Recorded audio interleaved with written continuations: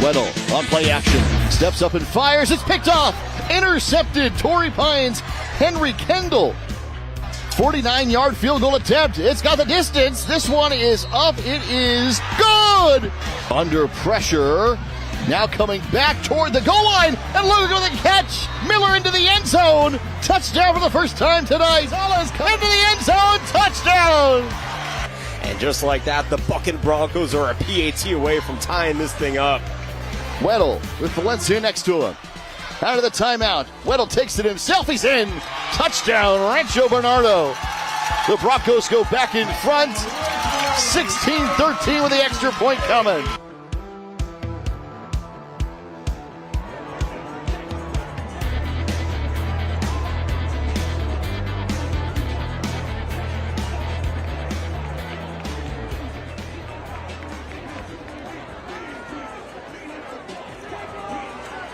Sports video. TVX has been covering sports in San Diego and around the Southwest for nearly 20 years, and they are committed to bringing you the best in live, local, and emerging sports. Visit tvxvideo.com or check them out on YouTube, Instagram, and X at TVX Sports Video.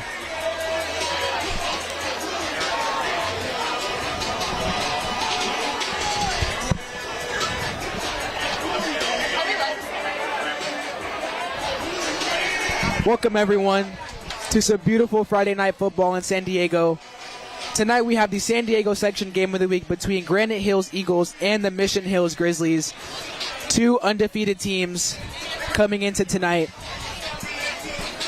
The last two seasons, Granite Hills has defeated Mission Hills, so this is Mission Hills' opportunity to try to get their revenge. Grizzlies and the Eagles. The sun sets here on a Friday night in San Diego. And Justin, this is the matchup in the San Diego section this evening. It is. I'm so happy to be here tonight, Jonathan. Where else would you rather be than Mission Hills High School on a beautiful Friday night?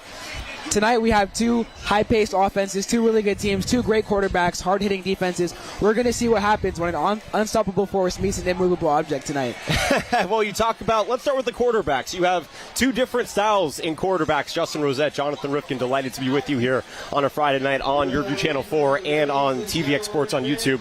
Zach Benitez is more of a dual-threat quarterback. A little bit smaller, great runner, very shifty. He can get out of sticky situations in the backfield, and he's a little bit more of a creator.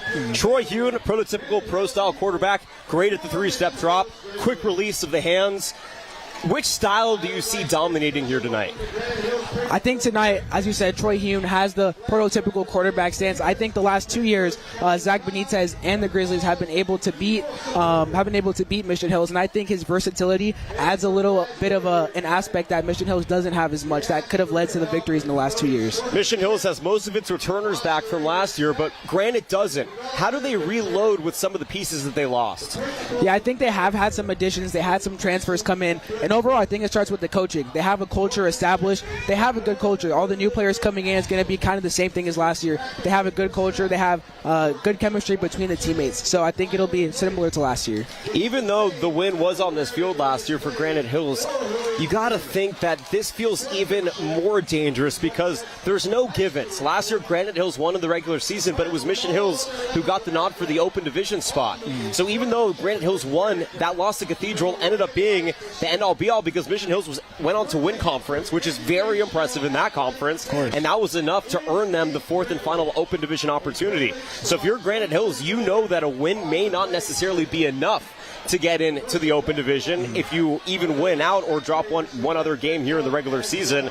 But at the end of the day, this game, when it comes down to November and the decisions that need to be made, it's going to be circled by all of the decision makers because it could prove a lot for both these teams. Of course. I think when you're a team like Mission Hills, the last 2 years you've lost to Granite Hills, so they want to come out and make a statement tonight. And if you're Granite Hills, like you said, they still didn't get that open division bid last year, so they want to come back and beat Mission Hills for a third time this year.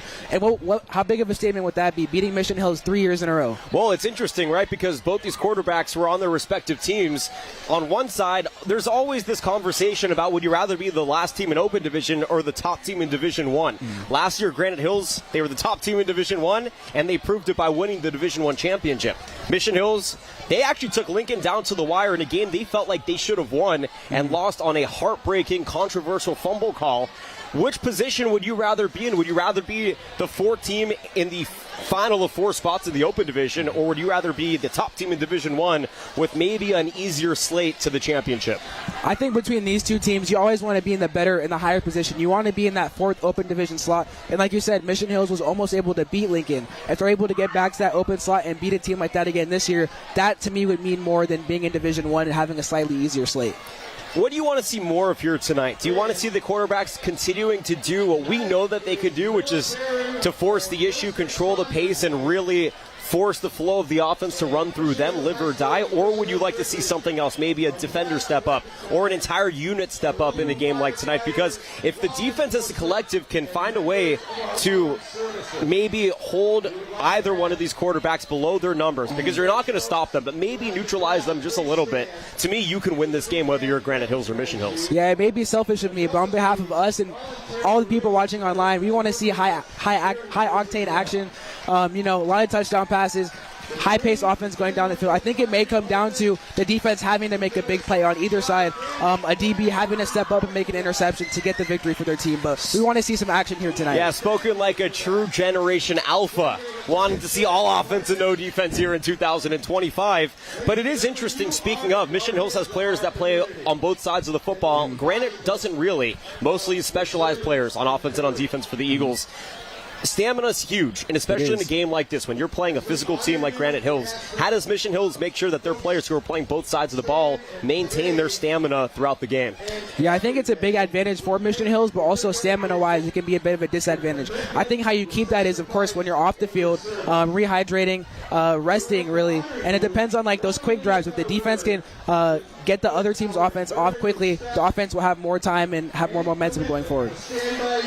When you're Troy Hune and you're in this situation, you are the most notable guy on campus. Honestly, within San Diego at this point, I mean, he's probably top 3 most notable players, and he's certainly probably at the top of the list of quarterbacks here in the county. And he has proven that he's able to take all of the pressure and tune it out. But again, tonight, the tempo is turned up just a little bit because there's a little bit extra flavor to a game like this. How does he remain poised in his position at quarterback? I think when you talk about Troy Hune, you talk about someone that had offers from Texas, Ohio State, Auburn, committed to Penn State. And being in that Elite 11 camp this past summer, he was able to work with some of the best quarterbacks in the country, some of the best quarterback trainers. He has that mindset. He had this game circled on his calendar. He knows that they lost to Granite Hills the last 2 years. He's going to come out poised tonight, try to do everything he can to get that win and not lose 3 years in a row to the same team. What's more important, starting fast offensively or getting the stop defensively for either of these teams? I think getting the stop defensively will be the most important because once these offenses get going, it's going to be hard to stop them. So being the first DB, the first linebacker to make that big play and get your team the ball back, that'll mean more tonight. Well, Grizzlies are typically solitary animals, but tonight they're traveling in a pack. Troy Hune leading his Grizzlies out onto the field as we step aside. Check that. We are not going to step aside. We're going to keep it here as they announce the starters for both teams. There's a lot of pressure around the San Diego section, right? Only 4 teams make the Open Division. Some people think that it's not big enough considering just how many high-quality teams there are here in San Diego. To me, I like the exclusivity of it. This is an exclusive club of 4 teams. Yes, in the last 4 or 5 years, it's mostly been a rotation of a Granite Hills and then definitely a Cathedral and Lincoln, and that 4th team has been up for discussion. What's your take? Do you like keeping it tight, or do you think, in the case of both these teams, odds are only one of them can make it?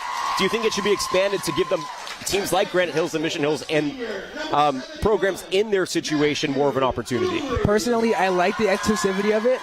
It kind of adds to these like rivalry games because if it expanded to, let's say, 8 teams or maybe even 12 teams like we saw in college football, then these games, they still mean a lot, but it means a little less because both of them can make it into the Open Division. So in a game like this, both teams are going in thinking, if we don't win tonight, we're not going to make it into those 4 teams. So it adds to that intensity. And honestly, I think we saw in college football, when it was 4 teams, there's always going to be people that are upset set. But if you expand it to 12, more teams can get in that maybe don't deserve to be with those top 4. So I think keeping it with those top 4 makes games like these mean all the much more. And it makes Division 1 and Division 2 and Division 3 and Division 4, and by the way, Division 5 and AA even more exciting because now the field is expanded into including bigger and better teams and upset opportunities too. So definitely. I agree that I think keeping it tight-knit, and then it forces games like this here tonight under the lights on center stage in September. It forces it to be that much more important.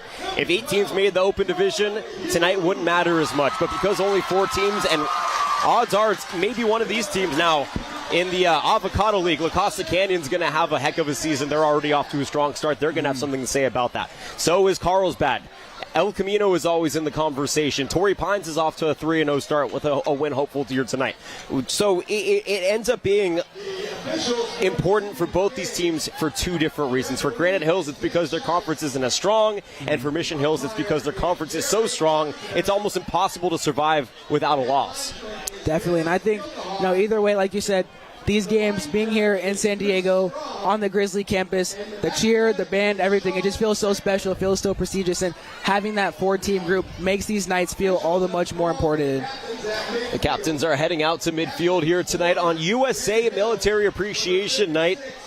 The red, white, and blues are out from the student section. Military personnel to be honored here, both pregame and at halftime. But right now, it's the respective sides and their captains, led by Troy Hune and by Zach Benitez. And just a junior for Zach Benitez, let's talk about him for just 1 second. To explode onto the scene as a sophomore after the team is fresh off of an Open Division championship, and to take them to a Division I section championship.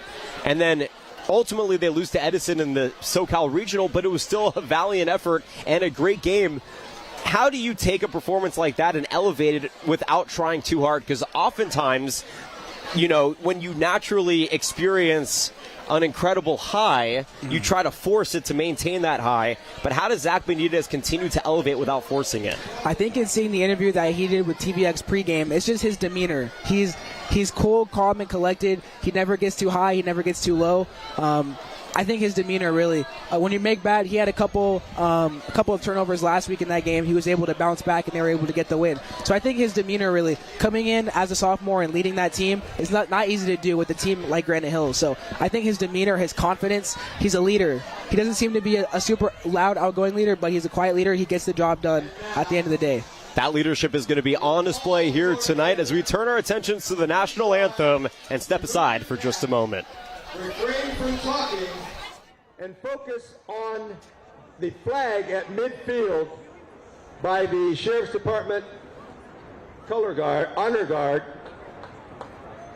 as we honor America and the men and women who defend us with the playing of our national anthem by the Mission Hills Cardinal Alliance.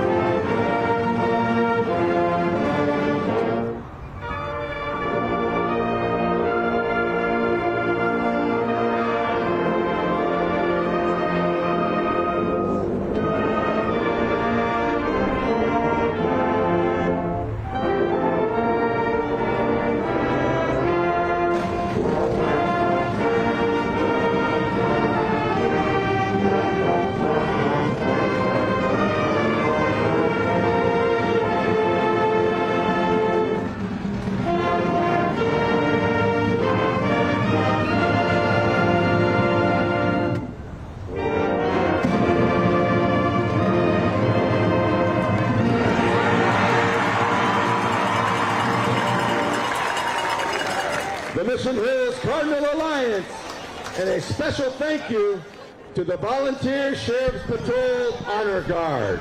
Gorgeous rendition of our nation's anthem here by one of the top bands in San Diego on USA Night here at the home of the Grizzlies. They bleed Cardinal, they sweat gold, and tonight they're going to look to go 4-0 in 2025. Justin Rosette, Jonathan Rifkin with you. This is the San Diego section high school football game of the week on YurView Channel 4 and TVX Sports Video, brought to you by TVX Sports Video. Justin, the buildup has brought us to this moment, and we are seconds away from Mission Hills and Granite Hills, and you can feel the energy. It is so palpable, ruminating throughout the stadium right now. Absolutely, and we had an excellent JV game that led up to this game as well. And as we see now, the Grizzlies doing their little fight song, and the crowd completely filled, everyone in their red, white, and blue gear. I have never seen somebody so engaged in a junior varsity football game than I saw you watching that 15-14 Granite Hills victory all but about an hour ago. Yeah, it was, and it came all the way down to the wire. It came down to the last play. Granite Hills was able to stop Mission Hills and get the win. We'll see if the Mission Hills varsity squad can get back for the JV team right now. Well, that's the hope. You see the great coaching staff, the leader, Kellen Cobbs, his 15th season. He was hired at 24 years old, a Granite Hills alum who has brought them to new heights. The Eagles have soared high in the last 3 years, but they know that every year presents new challenges, and tonight they'll face the Grizzlies, who want another bite at the apple under that guy, Coach Hauser, in his 23rd season at the helm. He has been here for every step of the way in this program's history. He's one of the best in the business, a high-quality recruiter, and a fantastic developer, and he is going to try and add his quarterback Troy Hune's name into the lore of this fantastic program's history by the end of 2025. The Eagles won the toss. They have elected to kick. They are in their road whites with blue helmets, blue numbers and letters on the back. And, of course, the Cardinal and gold. The signature home reds and golds for Mission Hills. We are ready to roll here on a Friday night. Nick McKinley, the junior kicker, setting things up. It's Mission Hills, and it's Granite Hills. And it's a battle for King of the Hill.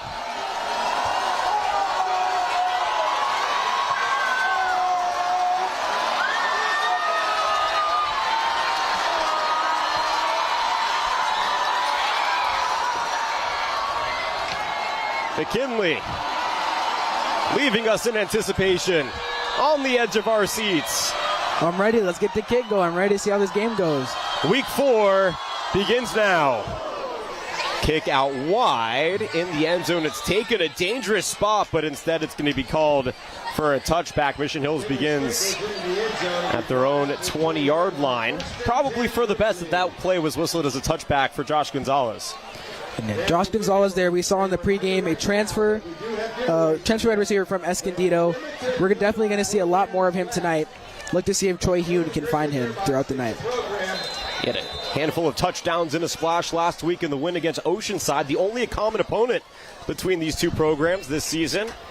Mission Hills won last week.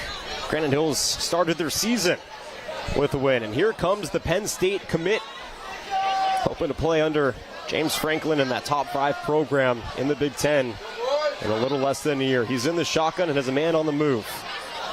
Up the middle, pass is caught, and that is good for a chunk of change.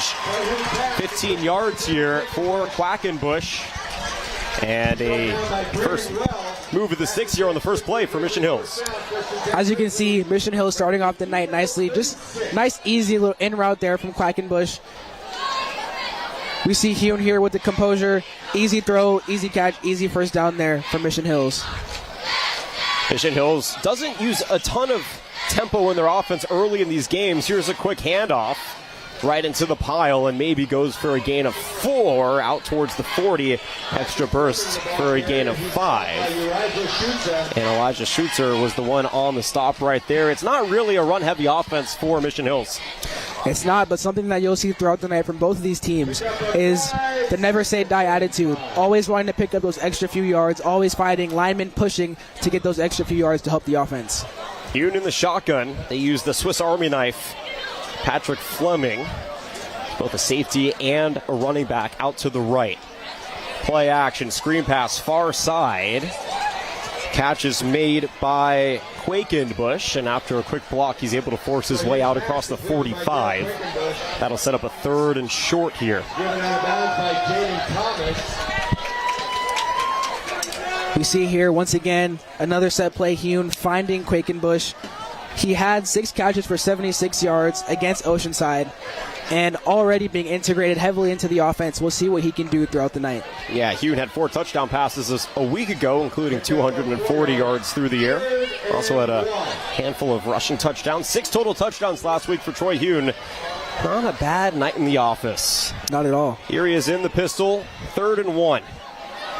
Fleming behind him. Here's the handoff. Fleming bouncing out right, staying on his feet, getting the first down, and swallowed up near the 50, but more than enough to keep the drive alive here for the Grizzlies. Patrick Fleming, a senior, a very shifty back. Was part of a 3-man rotation last year, but the main option in the running back room here this year. And you're going to see here at the end of this play, the defense here poking at that ball, trying to strip it away. We'll look to see who can create that first turnover of the night to give their team momentum. Ariza Schutza did force a fumble in the season opener against Oceanside. It's a 1st and 10. Handoff again, up through that gap, and immediately stopped after a gain of 1 on the play. Patrick Fleming contributing in each of the last 3 plays here for the Grizzlies offense. And a 2nd and 9, maybe 8 upcoming. Stopped by Hunter Hamilton. So clearly, the Grizzlies aren't trying to show anything on offense early. No, they're not. Right now, they're trying to see what they can get. They're trying to see if the run game is going to work, if it's going to be easy throughout the course of this game, and going to start airing it out eventually here. 2nd and 8. Extra blocker to the right. Hune looking to throw. Out left has a man off the hands of Ryan McKenzie, the sophomore wide receiver, incomplete. Looking for his first reception in a couple of weeks. 3rd and 8 here for the Grizzlies. Hey, you guys. You gotta move now, or it won't go down. I got it. So on 3rd and 8, again, we've seen a pretty conservative consortium of plays to open up this drive for Mission Hills, which is fine. You don't want to show too much, but at the 50-yard line, in danger of a drive stalling, I think you're looking for some fireworks here. Hune with 3 rushers, quickly fires. There's a reception on the near side. Ryan McKenzie, this time reeling it in for the first down. And actually, maybe he stopped just a couple of yards short, and that will set up a 4th down. And here comes the special teams unit for the Grizzlies. Good defensive stand here for Granite Hills. Yeah, and you see Troy Hune wasn't looking too much downfield, more so just trying to get a completion here. We'll look to see how much their offense can unravel as the night gets going. So the stout Eagles defense, after giving up a pair of first downs, does the job. And at the 50-yard line, Mission Hills drive stalls. Ball will be punted here near the 40. Giving chase to it for Granite Hills is Jesse Wilty. And Wilty lets this one bounce. And Granite Hills will begin at their own 16, maybe 17-yard line. So now it's time for the defense for Mission Hills. Offense couldn't get the job done. So you have to prove that they can come back out there on their next drive with some confidence, and the way to do that is try and stop this very good Eagles offense. Yeah, the Mission Hills is going to try to do the same thing Granite Hills did, impose, establish their dominance here, get a quick 3 and out. If not, we saw Mission Hills got a few first downs, but they're going to try to get the ball back in Troy Hune's hands as quickly as they can. Zach Benitez first toss is a lob out near side. Zayden Smith reels it in and gets a short gain on the play. Benitez now 74th completion of the season, up near 880 yards. And the 14th reception of the season for Smith. He does have a touchdown as well. Yeah, Zayden Smith, one of those versatile players that we talked about. He had an interception earlier this season as well as a DB against Modern Day Catholic. So another player there for Granite Hills that can play on both sides of the ball. Pistol formation. Benitez, another screen pass out wide. It's dropped incomplete. That time Elijah Arzu was the intended target. Only 6 receptions, but does have 2 touchdowns on the season. This is a very deep wide receiving room for Granite Hills. It is, and you have guys like Noah Walker, Tristan Diaz, Zedden Smith, and Rocket Demery.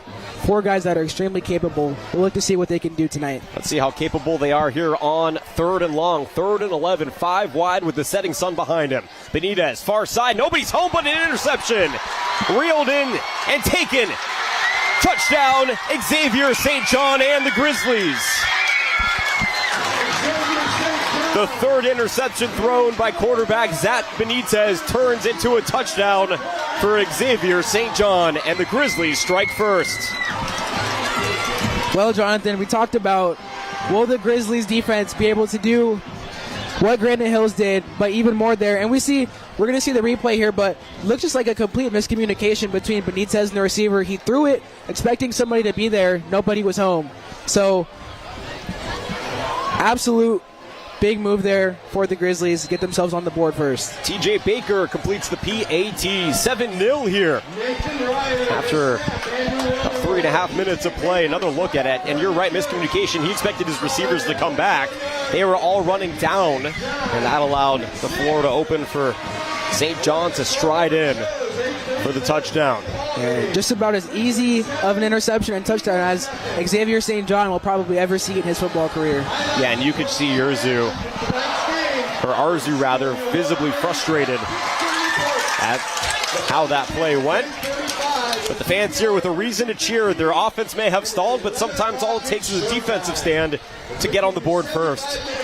And we don't know whose fault that miscommunication was, but you can't help but think maybe are the nerves possibly getting to Granite Hills here early. High-intensity game, a lot on the line. And the Grizzlies strike first. Granite Hills is 36-6 in the last 3 years, and they've won titles in 3 different divisions. Mission Hills is trying to play spoiler here in a rivalry matchup that has gone the Granite Hills way each of the last 2 years. Nice return here out across the 20. Now backtracking. Not exactly sure where Rocket Demery was going as he's taken down near the 15. We'll see if there was any sort of forward progress, but sometimes it's okay just to hit the ground instead of trying to go backwards and reroute. Yeah, sometimes you just have to go down and get those extra few yards. As we'll see here, Demery tries to make something out of nothing and gets pulled back and was never fully able to recover. Good job by Ben Davis Weary, the special teamer right there, to keep hold of him and disrupt the run. So Granite Hills offense now back on the field after giving up a pick 6 to Xavier St. John all but about 2 minutes ago. And now Zach Benitez with 9 touchdown passes and 3 interceptions on the season back in the pistol formation. It's going to be a handoff up the middle. Short gain on the play for Granite Hills. And this is the hard part about a pick 6, because now you have to come right back on the field and face the same defense that just returned your pass to the end zone. So for Benitez here, we're going to see a little bit of what he's made of very early. Will they be able to get down the field this drive? Qatar gets a gain of 3. Benitez on the next play. Pressured out wide. Towing the sideline. Staying in bounds for a moment and then turns nothing into a little bit of something. Anthony Matar, number 25 in the backfield, a name to keep in mind. Take another look at the run here. And we know Benitez is a dual threat. Loves to get outside the pocket. His first time doing so today. Takes those extra couple yards that the defense gave him. Another 3rd down early here. We saw what happened last time it was 3rd and long. Let's see what will happen this time. Man on the move, handoff, Matar finding a gap. Anthony Matar, one of the best big runners here in San Diego, moves the sticks after a 6-yard gain. Started his career at Del Norte after a season and a half. Moved down to Granite Hills. So he runs his way to a first down. Very much a north to south runner, but a power runner at that. This time they have Davion Williams in the backfield. He's more end-to-end as he shows you a quick burst of speed right there for a gain of 5 on the play. Davion Williams has been the lead back for the team this year. 42 carries for 250 yards on the season, averaging 83 yards per game. So we'll see what he can do here tonight. Yeah, he's the workhorse back. He had that 15 for 70 in the opener. Benitez with space, finds a man, fired, caught, first down. And a great job on the find to Noah Walker. Again, another fantastic receiver with his 13th reception of the season. This is going to be the most important thing for Granite Hills right now, is getting into a rhythm. They were not able to establish that their first time out, so getting some easy completions, getting a couple first downs, we'll see where that can take them. Walker had an 83-yard game against Oceanside, rather. This time, muscling forward is Benitez, and he crosses the 50 for a short gain on the play and sets up the second end about 6. But this is a smart offensive flow here for Granite Hills, allowing the quarterback rather to be the one to make the plays. It is, yeah. When you have someone that's only a junior that is so versatile, a lot of times you just want to put the ball in Benitez's hands and say, make us a play. Another run right up the gut for Zach Benitez. They're not even trying to fool the defense. They talk about his size, but there's no question about his toughness when he keeps that ball and he gets the first down. Yeah, and by no means is Benitez small. 6'3", 200 pounds. He's big in himself, and so gonna look to use that size tonight, as he already has. Little play action fader. That should be a flag, unless it's deemed uncatchable. Intended target was Tristan Diaz. Xavier St. John was in coverage, also in the area for Mission Hills' Thomas Gideon. What do you think? Uncatchable pass? My thinking was with you. I was feeling like Diaz could have come back and gotten that there. There was definitely a push there from St. John, but St. John did turn around to make a play on the ball, so maybe he gets the bye there. Matar's in the backfield. 2nd and 10 for Benitez. Nice move here up the middle, and another good chunk of change on the reception for Tristan Diaz. 24th reception of the season. He's up over 220 yards, and the Eagles are marching. What a move there from Diaz. You'll see after the catch, sticks his foot in the ground and gets past Andrew Romer there, able to get the extra couple yards. Diaz had 113 yards in the opener against Oceanside. Play action, man up the middle, incomplete. Diaz was the intended target. Maybe a little too quick on the execution there for Zach Benitez. Yeah, Diaz seeing a lot of action early here, and we'll look to see what Granite Hills can do. If they're going to go QB run, if they're going to go quick hitter, if they're going to just run the ball as they are approaching the red zone. So Benitez steering it to 2nd and 10. He's all alone. Designed quarterback run, looking for the burst of speed through the gap, and immediately greeted at the 20-yard line. Short gain of 3 on the play, 3rd and 7 upcoming, and a great job by Eddie Silwano, the big defensive tackle, to take him down. Yeah, when you're going up against a quarterback like Benitez, when you're the defense, whenever he runs, you want to make him feel it every time and make him regret and make him not want to run back in there. So great job there by Silwano with the stop, putting a hit on Benitez. Timeout taken on the field here, as they're going to check on Zach Benitez. It looks like he's gripping that left wrist. Oh, that is a sight for sore eyes if you're a fan of the Eagles or just great quarterback play. They do have a really dynamic backup in Brody Vickers, who is a quarterback, a linebacker, and a punter. And right now, the Eagles out their quarterback lists. Looks like Anthony Matar might be taking some direct snaps. And now Mission Hills is going to call a timeout. Yeah, they need some time to prepare, even though Granite Hills is about to go Wildcat there. Coach said, no, we need some time to prepare for that. You're telling me that Mission Hills doesn't spend exuberant amounts of time in practice going over Wildcat formations? I feel like you have to. Well, now you have to after seeing it be pulled out. Now, of course, it's not a designed play here for Granite Hills. They're improvising as they check on Benitez on the sideline. There he is, looking like he's okay. The interesting thing here, if you're Mission Hills, you call the timeout to try and reset, but what you're also doing is giving Granite Hills more time to see if Benitez can shake it off and be okay, and then maybe they don't have to run the Wildcat. Yeah, and I think if you're Mission Hills there, I think more than anything, Coach wanted to be prepared. He didn't want to get caught by any surprises, but Wouldn't have been a bad thing there, maybe just to see. It looks like it was Matar going to take the snap. It probably would have been a direct run, but... Oh, if I'm facing Anthony Matar on the other side, I am not trying to take him down. This kid is a beast, let me tell you. And according to his dad, he drinks a gallon of milk every day. 25. Let's see how that milk is put to use on the direct snap. Anthony Matar needs 7. He's going to get 1. And a 4th and 6 is going to upcome here for the Granite Hills offense. Yeah, fortunately for the Mission Hills defense there, they were able to get a stop. We'll look to see if Zach Benitez is going to be okay to come back in this game. For a game of this caliber, you want to have both starting quarterbacks going at it, so we're hoping that he's all right and that he'll be able to come back later in this game. So it's going to be a field goal try here for Mission Hills.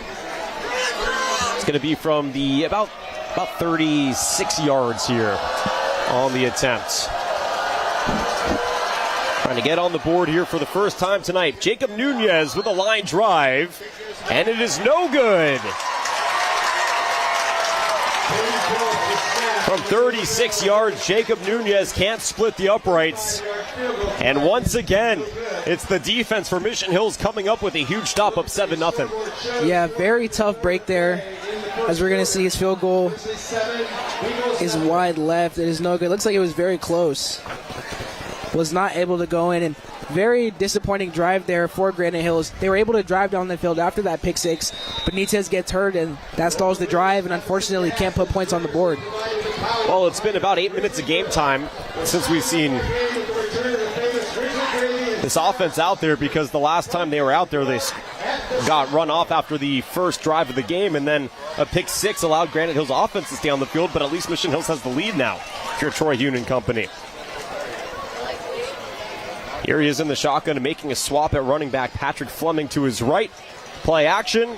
Catch is made out near the 30 and then dropped thereafter. But nonetheless, Misael Quackenbush with another reception, his second here tonight. Yeah, Quackenbush being put to use very early in this one. Looking like Hune's favorite target so far of the night. Jaden Thomas on the takedown. It's a 10-yard gain, though. 1st and 10 here from the 30. Fleming again lined up. Extra blocker for Hune. Not going to see him run too much. Defense looking like they're playing a bit of a match. Ooh, an audible was called, and then Mission Hills will use their second timeout here in the first quarter. Yeah, you got to wonder what happened there. Troy Hune throws up the audible, and right away, coach calls a timeout. So clearly there was a miscommunication between what the quarterback wanted to see and what the coaching staff was looking for. Very uncharacteristic to see 2 first quarter timeouts in a 7-0 game, but you're in it to win it. You don't want to accidentally have a miscommunication and then that changes the nature of the game as a coach. You want to make sure that everybody's on the same page, even if that means using another timeout. Yeah, and what we're seeing here from Coach Hauser, and as we said, in his 23rd year, he's not taking any chances. You don't want to have happen a miscommunication as we saw with Granite Hills already. So he saw something he didn't like, he stopped it immediately, but now only one timeout for the next 4:20 in his quarter and then 12 in the next quarter. So we'll see if that comes back to bite them possibly towards the end of the half. One of the top bands here in San Diego, consistently competing for section and state championships. Mission Hills Grizzlies Marching Band came in and announced their presence with authority here tonight. Looking to give their fans another reason to play in front of him, maybe at the end of this drive. Out of the timeout, it's 1st and 10 for Hune. Play action. This is a catch reeled in, and Quackenbush, for the second straight time, gets 15 yards and a first down. Yeah, and right now you're seeing a case of, if it ain't broke, don't fix it.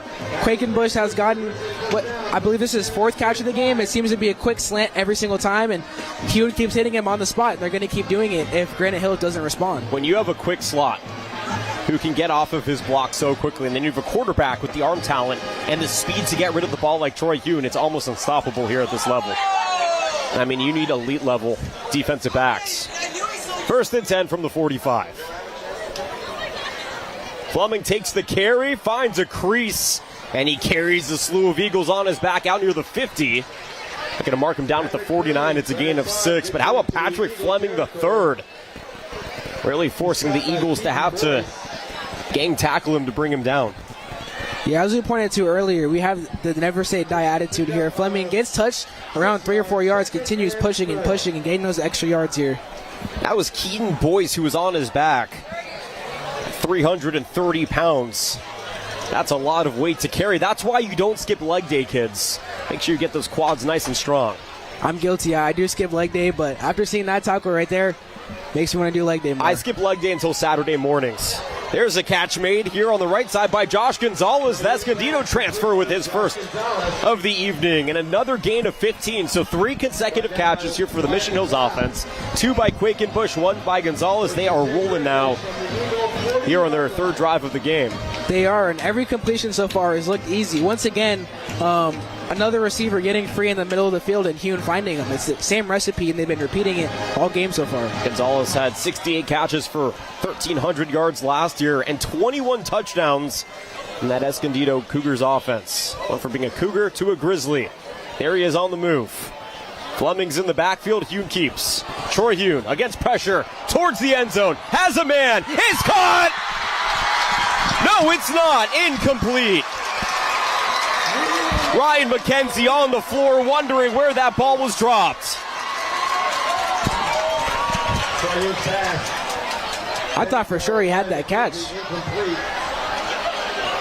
Let's see where he may have bobbled it. What a throw. A dime dropper.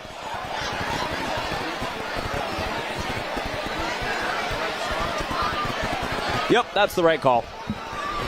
It's disappointing because in real time, the jaw-droppingness, awe-inspiring jaw-droppingness of the play, but great call made on the field. I'm glad you're not wearing your pinstripes here tonight, Justin. Yeah, I would have given it to him just off of the vibes. I would have given it to him. For the vibes. 2nd and 10. Right into the wall goes the run, and it goes for nowhere on the play. First carry of the evening for Jacoby Williams. Swiss Army knife. And his versatility that really keeps the defense guessing when he can get consistent touches. And I think that shot there that we saw to McKenzie was a setup. As we saw, the Grizzlies have been throwing a lot of, as we see the replay here from Williams, the Grizzlies were throwing a lot of short routes. And so that was the first go route we've really seen Troy Hune throw. They had it, it was right there, and just were not able to capitalize, but it was right at their fingertips. And that was supposed to set up the run, but instead Troy Hune in this offense facing a 3rd and 10. Jacoby Williams in the backfield. Only 2 receivers, but a tight end. Hune stepping up, has a man wide open, caught over the middle. It's his sure-handed tight end for the first down. Not sure what the defense was doing to allow Perrin Blankenship, the big senior tight end, to get his first reception. As we'll see here, another easy throw from Hune. Every throw so far has been easy, besides the heave that we saw a couple plays ago, but the tight end there makes an easy grab, gets a couple yards after the play, as looks like the Grizzlies are just about to enter the red zone here, see what they can do. 4.33 GPA for Blankenship. I can't even compute how high that is. Didn't come close. Here's a man in the end zone, caught, no, broken up. Well done to track it down by Rocky Gosek, the senior defensive back, with a huge pass breakup on first down. Rocky Gosek with the great recovery there. As we're going to look at this replay, it looks like Troy Hune has another sure bet touchdown here, but Gosek is going to come in and break this up. Another big play for him. Last week against Perry, Gosek had a play where he put a brutal hit on one of the Perry receivers, popping the ball out and leading to a touchdown on the other end for his team, so we know what he can do on defense. Forcing a fumble to yourself has to be one of the greatest, most satisfying plays in all of sports. That, a self alley-oop, solo home run to win a game. All great moments. 2nd and 10 for Hune. Play action to Fleming, dumps it down on a screen pass, and it's intercepted. On the defensive end here for the Eagles, Jaden Thomas, as he gets thrown into the bench.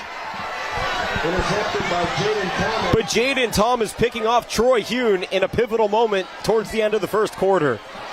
What a play there from Jaden Thomas, absolutely turning the tide of this game. As we're going to see, it looks like trying to throw a screen pass here as Troy Hune's getting rushed. Tries to throw a quick little screen. Thomas just jumps it, gets in front of Gonzalez there, makes an amazing play. And just like that, it looks like the Grizzlies are going to possibly go up 2 scores. But what an amazing play there to get the ball back into Granite Hills possession. Boy, we need somebody to check on that bench. It's still down and unresponsive. So 1st and 10 from the 43.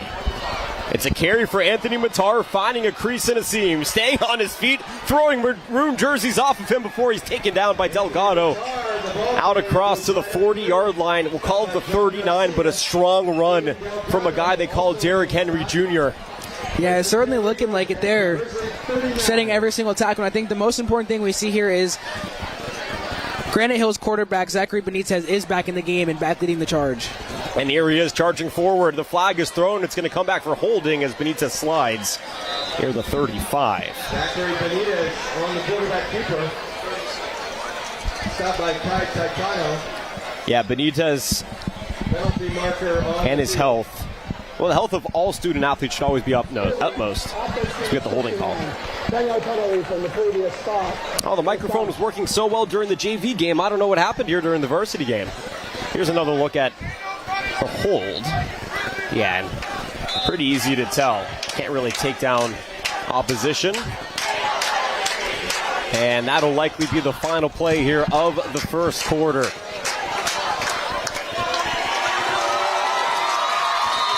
(7-0).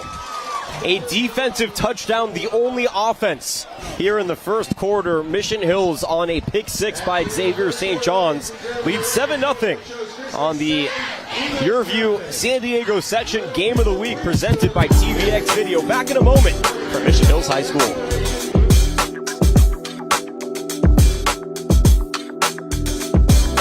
San Diego High School football is going live. Starting Friday, August 29th, the San Diego section will be partnering with TVX Sports Video to broadcast one high school matchup every week for free on YouTube, Your View San Diego, and Cox Cable.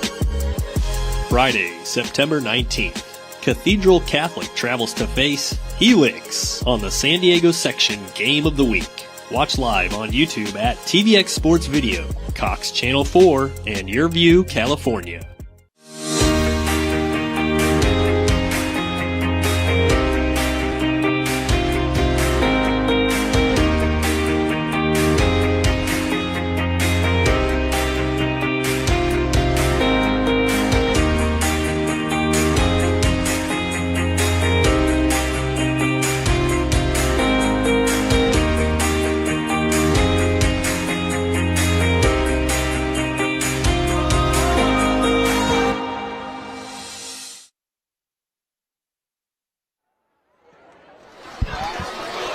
San Diego section game of the week returns with the first play of the second quarter, and Rocket Demery rocks all the way up to the 39-yard line, backwards rather, and a good job here for Mission Hills. 7-0 after that first quarter. Not exactly how we thought it was going to go as you take another look here at a play that went the wrong way. No, not at all. And this is the second time tonight that we've seen Demery kind of going backwards a little bit and losing the team a couple yards. So it's going to be 2nd and 28, a couple 18. All the way back at their own 41-yard line. Benitez with 5 wide. Benitez in trouble. And he's taken down near the 40. The first man to Zachary Benitez is Grant Kirkendall in the backfield. The defensive end and a leader dropping him for a loss of 2 on the play. A big play there, and we see an impossible situation here for Granite Hills become even more impossible. It was a 2nd and 30, and now we're looking at a 3rd and 31. We're going to see here, do they just dump it off? They just run the ball and try to punt here and play defense, but great play there by Kirkendall. So a 3rd and 31 for a team that hasn't gone more than 15 yards on a play here tonight. They're going to bring Davion Williams back into the backfield. A pistol look here for Zach Benitez. Pressure coming. Lobs far side. Dangerous. Out of bounds. Broken up. Incomplete. And Granite will likely punt this football away here on 4th and very long. And even though Granite Hills was not able to capitalize on that interception, still did a good job of quieting the building a little bit, kind of getting themselves mentally back into this game. And also, Troy Hugh made everything look easy before that interception. So kind of tells Granite Hills we can stop him. We can get the stops on defense that we're going to need throughout the night. So Jacob Nunez, who missed That 36-yard field goal earlier is out to punt. Back to return with his heels at the 26-yard line is Patrick Fleming. Who almost blocked. It's going to drop here at the 35, take a GH bounce out near the 30. And that's exactly where this Mission Hills offense will begin their next drive. So even though Troy Hune threw an interception, it ultimately leads to nothing. But right now we're seeing an offensive struggle on both sides of the ball and not something we expected to see. Yeah, no, pregame I was mentioning offense. That's all I wanted to see. And so far it's been the exact opposite, but I'm loving it. We're seeing competitive spirit, both teams not willing to give anything up. And we're going to see here, Troy Hune, 4-star, he had offers to everywhere. He's committed to Penn State. How is he going to respond to some adversity he faced in their last drive? Both these defenses have come to play. Both have interceptions. The difference, Xavier St. John's for Mission Hills turned into a touchdown. Back out is Troy Hune on 1st and 10 from his own 30. Hand off to Fleming. Good first move. He's going to be carried by one of his linemen out near the 35 before the slew of Eagles pushes the pile down. But Fleming with another good carry, a gain of 5, and a 2nd and 5 upcoming. Such a physical runner is Patrick Fleming, and I don't think you really get that just by watching him from afar. You really have to watch his style and how he gets in between the tackles. Yeah, you do, and as a quarterback like Troy Hune, you love to have those guys on your team that are never going to stop fighting, always going to fight for those extra yards. And we have a 2nd and 5 upcoming here. Looking for Troy Hune, if they don't run the ball here, my guess would be another quick hitter to Quakenbush. It looks like there's nobody within a couple yards of him. Yeah, some soft coverage out there. Good call there, partner. It's going to be a handoff out to the left. And that's going to be right at the line to gain here for Jacoby Williams. And they're going to say he got just enough. A long fingernail's length worth of a first down. Jacoby Williams muscling through the defense there. Hybrid running back and wide receiver. He has 1 touchdown so far on the season. 1st and 10 from the 40 for Hune. Williams standing beside him. On the move goes Quakenbush. Quickly to Quakenbush on the screen pass. He reels it in, finds some space. And Quakenbush towing the sideline is finally forced out. But a great chunk of yardage gained out near the 45 and a first down here into opponent territory. And as you look at this replay here, it looks like a Granite Hills defender sort of read this and tried to get there. Was not able to get there, was Kylan Larson. But Quakenbush, another target, I believe his 5th, if not 6th reception of the game, able to make a great play. Well, he's been dubbed as their most reliable chain mover and the leading receiver coming back after Lathan Fry and Brandon Lewis both departed for their collegiate careers. And Quakenbush has come on strong in this game. We're under 8:46 to go here in the first half. 7-0 Mission Hills. We are yet without an offensive touchdown in this game. 1st and 10 from the 45 for Troy Hune. Play action. Whoa, what a grab here out of the slot. My goodness. Josh Gonzalez, his 2nd of the evening. Gain of 8 on the play. Yeah, and that pass was just a little bit out of his range, but as you see, able to use those long arms, go up and reach that ball. As you see him reach and grab it, and that's a pass that if that deflects off his hands, possibly could have popped into the air. So that's a great catch by him. Great hands there by the transfer wide receiver. Somebody's got to point me in the direction of the peanut butter he puts on his fingertips because that was sticky. What a grab. 2nd and 2. Fleming back in his rightful spot behind his quarterback. Gonzalez on the move from the left. Play action, Hune searching. Hune throwing. Downfield towards the end zone and just a tad overthrowing Ryan McKenzie. Trailing him was Jesse Wilhite and also Kalen Larson. 3rd and 2 coming up here for the Grizzlies. And this is now the 3rd time that we've seen Hune kind of air it out, and all 3 times it's been McKenzie as his target. So we can see one of his favorite deep targets in man-on-man coverage. I wonder how many more times they're going to go back to that throughout the night. McKenzie, just a sophomore, 1st year on varsity. He's had a couple of very strong weeks early here in the season. And looking for a big play here tonight. Power formation for the offense. Fleming on the toss, running out left. Defense was ready. Fleming staying on his feet and hustling his way out across the 30. And a great job by Patrick Fleming on the pitch. The stop was made by Hunter Hamilton, that fantastic defensive lineman at 6'5", 285 pounds. Here's a bit of innovation offensively. Yeah, another great run there by Fleming, moving the chains and giving the Grizzlies here a fresh set of downs. First and 10 from the 28 here. The second quarter. Williams and Fleming out there. Fake to Williams, handoff to Fleming, slipping through the first would-be tackler. And right into the pile he goes, down at the 23. Gain of 5 on the play. So Mission Hills playing a bit more meticulous here. I know we saw the shot downfield, but ultimately they're playing conservative, but also very productive football.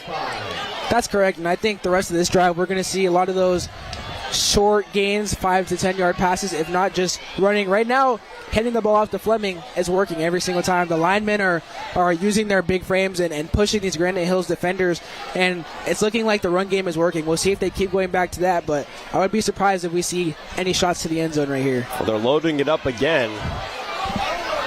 Williams to the left, Fleming out behind. Defense comes up the middle. Fleming trying to slip through. He only needs 5. He got 2.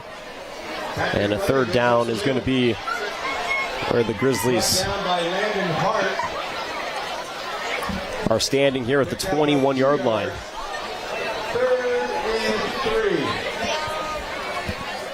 And the benefit from Williams is that he can block. He actually did end up blocking here until the play was over, but yes, he is out there as an offensive option in that triple option style offense that they're running, but he's also a big back who can get in front and clear the way for Fleming.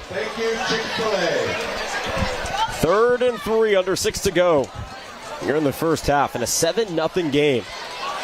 Troy Hune to Parker Fleming the third. Fleming gets the first down, keeps his legs going, broken loose for a second, and taken down inside the 10 near the 7-yard line.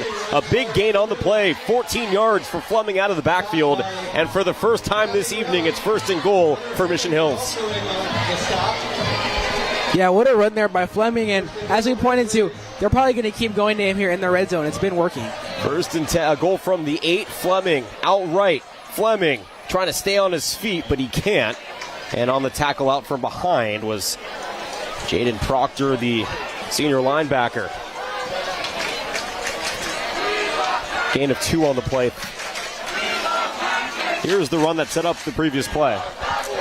Yeah, Fleming going straight down the nose here, and as we come up on the next replay, we're going to see a bit of misdirection, trying something different, going to the right side here. It wasn't able to work as well. We're going to see what they do here on second and goal. Second and goal from the 4. I formation. Fleming is the running back. He takes the toss. Parker Fleming, eyes to the end zone, and he's into the paint for a touchdown. Patrick Fleming the third gets the first offensive touchdown here tonight for either team. It's 13-0. Mission Hills over Granite Hills pending the PAT. What a job there from Fleming. Absolutely dominant on that drive. And how does it have to feel knowing every time you go out in the field, I'm going to get the ball this possession. He's getting the ball the last 4 or 5 times there on offense, and he's taking advantage of it every time. Yeah, outside of the early reception to Quakenbush, it was the running back show on that drive, and Patrick Fleming gets the job done. Baker splits the pair. It is 14-0. Mission Hills here with 4:42 to go in the second quarter. Bit of a surprising start. Even more surprising, it took us until the 4:42 mark for the first offensive touchdown to get on the board. Yeah, we're going to see here, what you're going to see is 3 or 4 white jerseys, and every single one of them almost is going to end up on the floor. But Fleming comes out standing. As you said, sort of a Derrick Henry Jr. type of running back. It reminds me of another running back that we saw almost win the Heisman last year, Ashton Genty, with his never say die attitude. Genty was a guy, when you're on the defense, you know you're not bringing him down. And Fleming looking like that so far here tonight, striking fear, it looks like, into the Granite Hills defenders. So Patrick Fleming with another touchdown to his season total. And that's going to bring the Granite Hills returning team back. Will Height and Demery, the 2 back to return. Our Mission Hills team sitting 2 possessions up. Here's TJ Baker the second. Going in the area of Will Height. He lets it go into the back of the end zone for a touchback. By the way, next week, the San Diego section Yearview Game of the Week presented by TVX Video returns. We will be down in central San Diego at Helix, where the Highlanders will host the Cathedral Catholic Dons, a rematch of what was a rout last year by the Dons.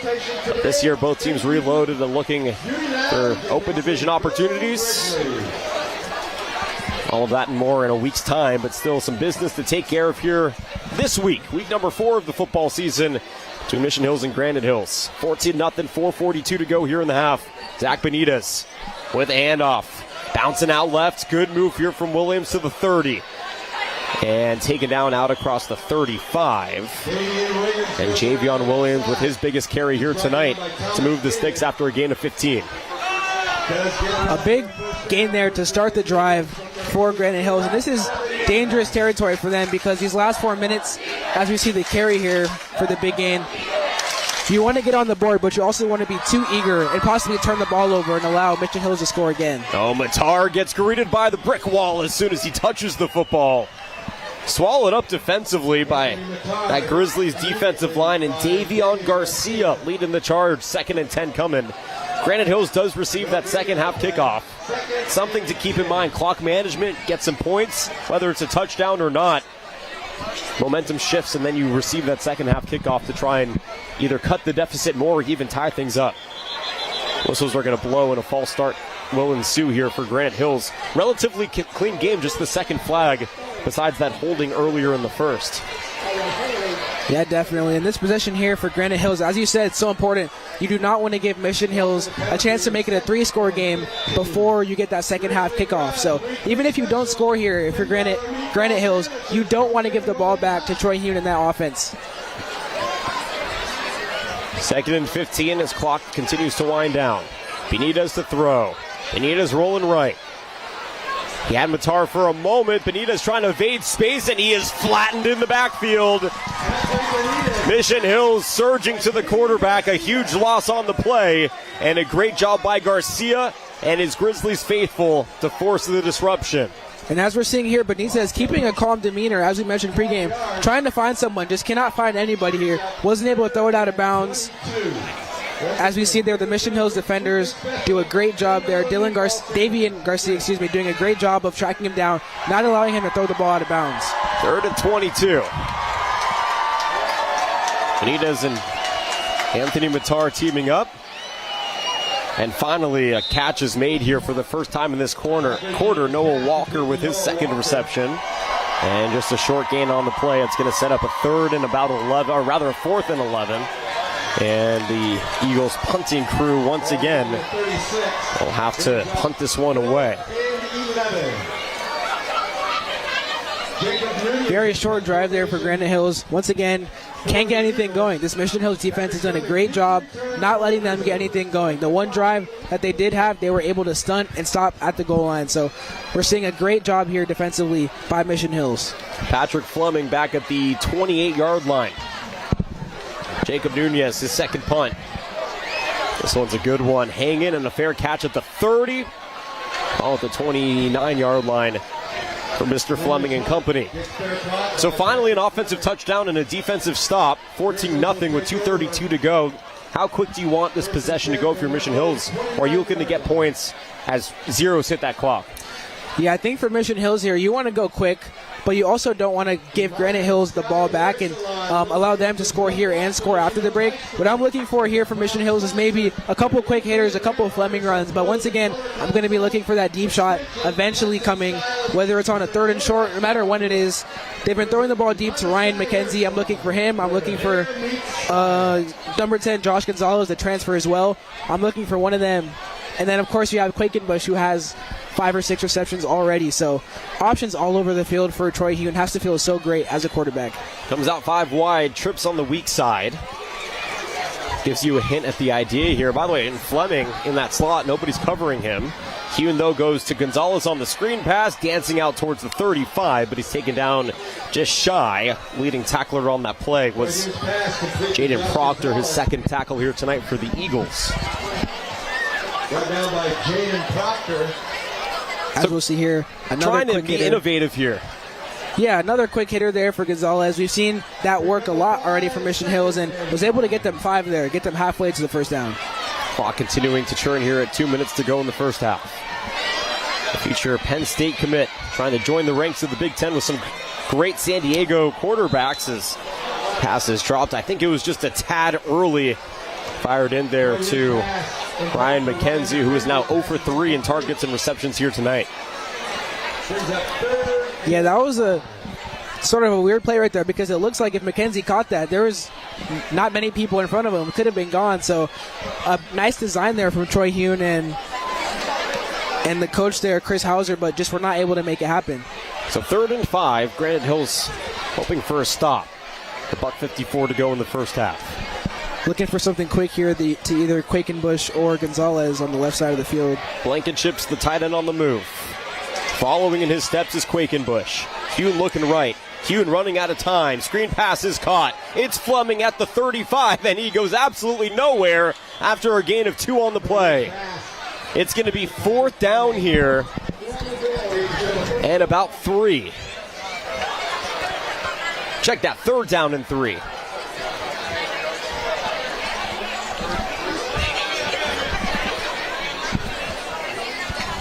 Double check that, it's 4th down and 3.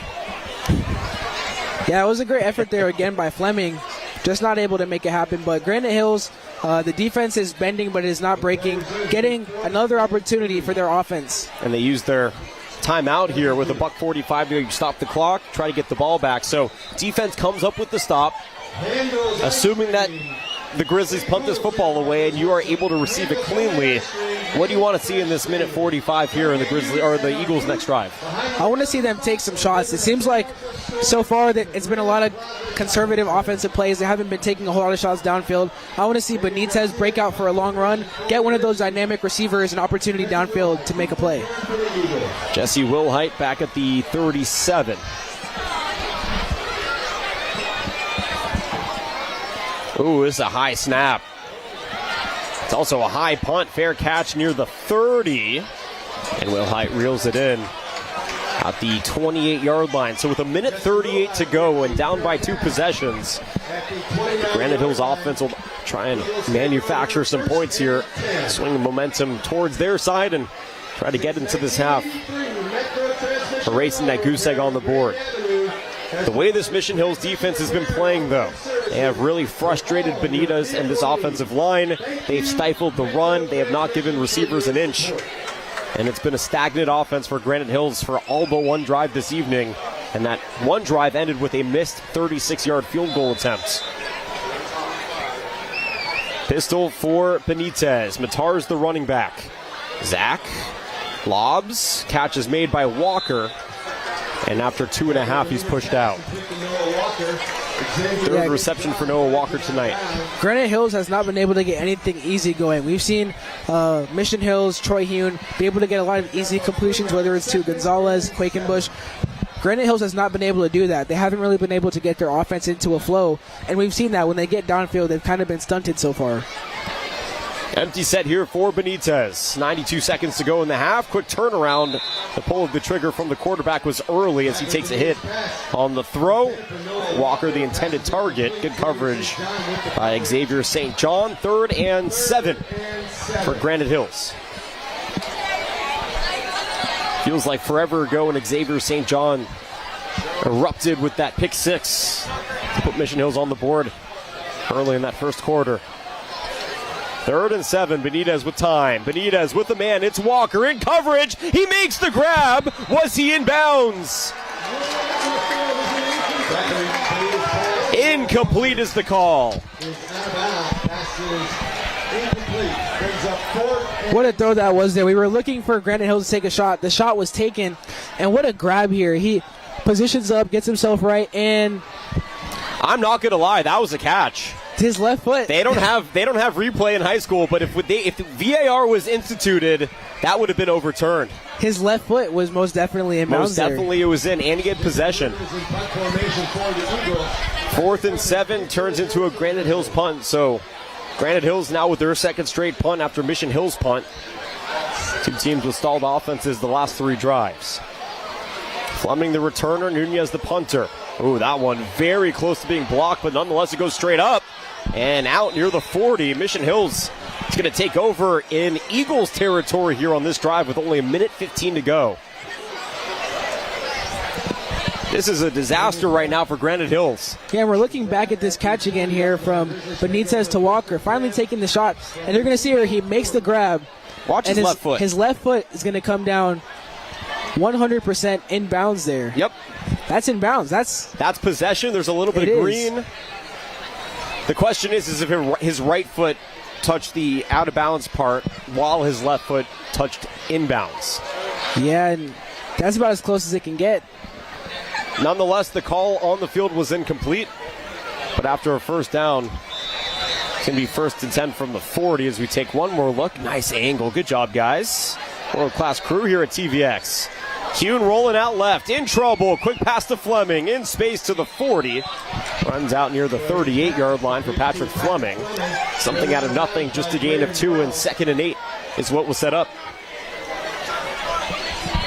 As we see here from Kuhn, it's unnatural for him to have to run like this. Yeah, getting out of the pocket doesn't do it often, but doesn't hurt when you have Fleming there, able to turn nothing into still a gain of a couple yards. Clock stops with 67 seconds to go here in the first half. Kuhn has taken 3 shots so far tonight. None have been caught. See what he does with this opportunity. Eyes upfield, rolling to the right. Pressure coming. And just throws one into no man's land as he takes a hit. Good pressure there by Granite Hills. And Hunter Hamilton to get to the quarterback and force a 3rd and 8. Yeah, and it's interesting. In that pregame interview, Hunter Hamilton, a Swiss Army knife here for Granite Hills, said, quote, all we got to do is limit him, talking about Troy Kuhn. It's much easier said than done here, but you know, as he did there, trying to limit him and stopping him from making a play downfield. As far as I can tell, Troy Kuhn has 0 touchdown passes in this first half, and Mission Hills is winning 14-0. So maybe there's a little bit more to the game plan than limiting Troy Kuhn, because he's thrown an interception and no touchdown passes. For all intents and purposes, he's been limited, and yet it's a 2-touchdown lead right now for Mission Hills. He has been limited, and it looks like Hamilton and that Granite Hills defense has been able to do what they wanted to do, but the other facets of the game just aren't working for them so far. And a timeout will be taken here with a minute to go here in the first half. It was 7-0 after 1 after the Xavier St. John's pick 6. And then on the Patrick Fleming touchdown run, it pushed the lead 14-0. And it's a bit of a lifeless Granite Hills offense. We've seen one drive that has allowed them into opponent territory. That was largely due to Zach Benitez carrying the ball himself, and then a little bit of Devion Williams and Anthony Matar in the backfield. What more can Granite Hills do to try and manufacture some productive offense, because so far they have been stonewalled? It's tough to say because Granite Hills has tried that last possession, tried taking a shot. That was as close as it can get. Weren't able to get it, but I'm not really sure what it is. I mean, we're seeing them try to take shots downfield. They're trying to get the offense going. The Mission Hills defense is just doing a better job right now, for lack of a better phrase. But I'm looking for some more energy, some more runs from Benitez. Try to get the offense going. I'm not seeing a lot of energy, a lot of pumping up right now from that offense, which is what they're going to need second half. Toss to Fleming. Logan Knight is his blocker. Fleming has nowhere to go. He is swallowed up after a gain of 1 on the play. Another great job getting into the backfield and making the stop is Caden Phillips, the junior linebacker. Yeah, we've seen how dynamic Fleming is tonight, and a great job here by the Granite Hills defense, stopping him, not allowing for them to have a chance to score before the half. So a timeout taken by Granite Hills here to stop the clock with 54 seconds to go. It's a 4th and 7. Mission Hills will likely punt this one away. We've had 4 punts now in 2.5 minutes of game time. You have a 4-star quarterback going to Penn State. You have, between a 3 and a 4-star on the other side with an offer from San Diego State and more offers to come. And we've had 4 punts here in the last 2.5 minutes of the first half. Yeah, not what we expected at all. And honestly, I think second half we're going to see a little less of that. We're going to see a little longer drives on the offense. And at some point, you have to figure we have to bank on Granite Hills having a longer drive, being able to get into the end zone eventually in the second half. So Will Height is the one to return. Back at his own 10-yard line. Davion Garcia out near the 48. Perfect snap this time. Let's see if Will Height lets it go. No, he's going to return it at the 5. Wrapped up at the 10, staying on his feet for a moment before a slew of Grizzlies take him down at the 5. Forward progress brings him out towards the 7, maybe the 8. And with 44 seconds to go, it's going to be a good chunk of the football field to go here for the Eagles offensively. Yeah, and throughout the season so far, Jesse Wilhite has averaged 20 yards per kickoff return or punt return. Was not able to do anything there. In that situation, I don't mind it. Try to find something. If he can break long from one, we need some momentum for Granite Hills. Wasn't able to do it, but 44 seconds here backed up. You have to think maybe they go for a couple runs and then just let this one run out into halftime. They will get the ball back to open up the second half. You saw DJ Wilkins with the melancholy look. Has yet to receive the ball. Nice run up the middle here for Devion Williams, taken down after a gain of 12 on the play. And the clock stopped with 38 seconds to go for them to set the ball. They set the ball, and now the clock goes. 1st and 10. Ball at the 21-yard line. Benitez to throw. Rolling to his right. Has a man. The pass is caught and pushed down here the 30. On the reception is Tristan Diaz, his second here in the first half. And I'm not sure why the clock is going. He was pushed out of bounds with like 22 seconds to go. But Granite Hills is going to call a timeout nonetheless. Yeah, and even though this figures to be garbage time play here, this is still, as we see the replay here, this is still going to be very useful for Granite Hills, for Benitez to try to get some more of a rhythm going before they get the ball back. These completions here are things that he's going to see when we come out of the break. So this is still a very useful time and a couple of snaps here for Granite Hills. Yeah, the officials missed it. The clock was running about 5 seconds beyond that play being called dead. There should be about 24 seconds left, maybe 25 here in the half. Instead, there's only about 18. But nonetheless, it's going to be a 2nd and 2 here from the 29-yard line. I mean, maybe you go one shot. If it doesn't work out, just get to the half. Yeah, before, in our last possession, we saw the shot to Noah Walker. It didn't work out. I don't think it's a bad idea here to go back to Noah Walker. Try to take that shot. Try to get it to him. He's your biggest playmaker, the transfer wide receiver. So I think you go to Walker here, see what you can do. But Mission Hill is not making it easy at all, playing everybody back. And that's why Garcia is going to take that. Rather, Williams is going to take the handoff and go way backwards. Grant Kirkendall with another tackle, a huge stop on the play, and the clock winding down under 10 seconds to go. Can the Eagles get one more play off here, down by 14? Benitez surveying, rolling, throwing, caught by Walker. Walker to the left, now up the middle, taken down across the 45, and that's how this first half will come to a close. A defensive touchdown on a pick 6 by Xavier St. John's, and a touchdown run by Patrick Fleming account for the 14 total points in that first half. 14-0 Grizzlies leading the Eagles here on a Friday night. And a very big surprise in how this first half has gone for both these teams. Yeah, not what we expected to see at all. From one aspect, offensively, only one touchdown, and for most of that half, it was the defensive touchdown from St. John on the pick 6 off of Benitez. So, and on another end, the Granite Hills offense has not been able to do much. Benitez hasn't really gotten much going, so not what we were expecting at all here. But nonetheless, Mission Hills here so far is en route to getting their revenge for the last 2 years of losing to this Granite Hills squad. It's halftime here in San Marcos. Mission Hills 14, Granite Hills 0. We'll return with your View Game of the Week presented by TVX Video in a couple of minutes. San Diego High School football is going live. Starting Friday, August 29th, the San Diego section will be partnering with TVX Sports Video to broadcast one high school matchup every week for free on YouTube, YurView San Diego, and Cox Cable. Friday, September 19th, Cathedral Catholic travels to face Helix on the San Diego section Game of the Week. Watch live on YouTube at TVX Sports Video, Cox Channel 4, and YurView, California.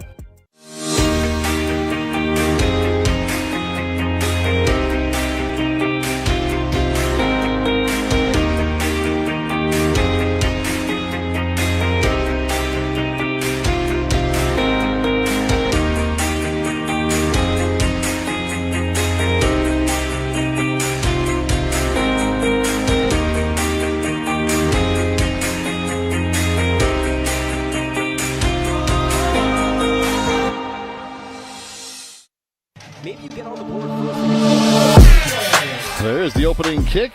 Silas Christensen will take it at the 3-yard line. Christensen, the early return for Rancho Bernardo, taken down at the 31. Now the shotgun, he'll take it himself. Weddle coming to the near side. He's got the first down and more. Weddle across the 40, cuts it back across midfield, spinning his way down to the 47-yard line.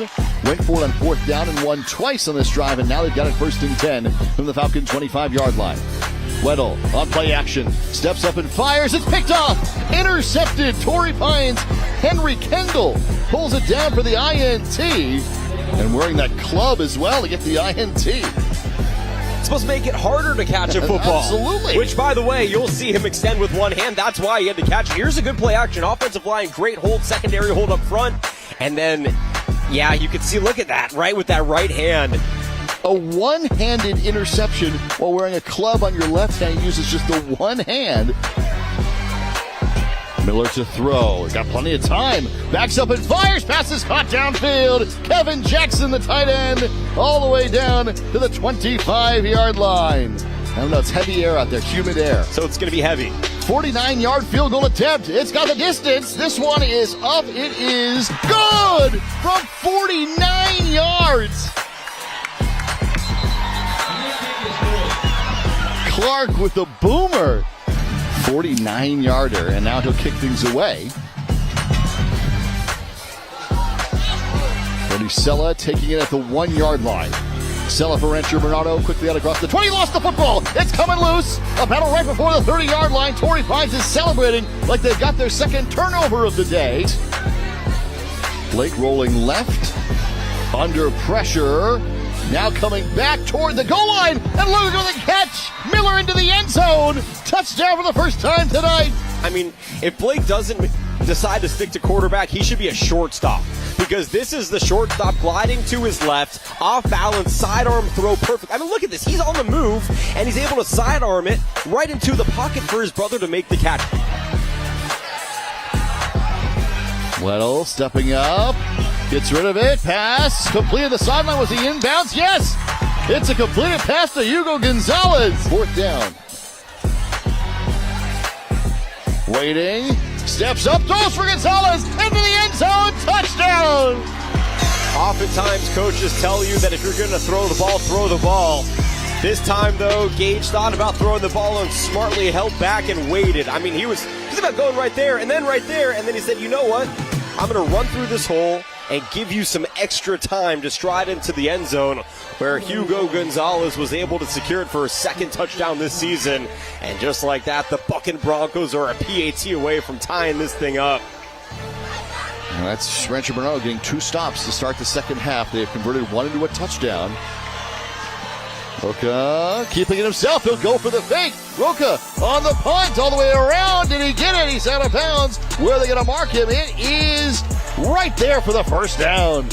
2:38 to go in the third quarter. 10 apiece. Miller to throw. Going to the far side. Oh, it's going to be caught. Hauled in by Manu again. Another catch on the drive. 10 apiece. A minute to go in the third quarter. Torrey Pines driving. Blake Miller. Play action, Miller to throw for the end zone. It's incomplete. And he looked down and the ball wasn't in there. I like this, though. Good job by Miller. You fake the handoff, and then it looks like it's going to be a screen pass because the line doesn't block, so you hope that opens up some space. And a good job. I think the pinky got on the end of that ball there by Cal Grandinetti. So it forces Torrey Pines to attempt the field goal to try and go back up by 3. The kick is on the way, and it is good. Second field of the day. To Clark Dakar. Weddle pressured away to his right. Steps up and throws. It's going to be a first down catch. Trey Durham.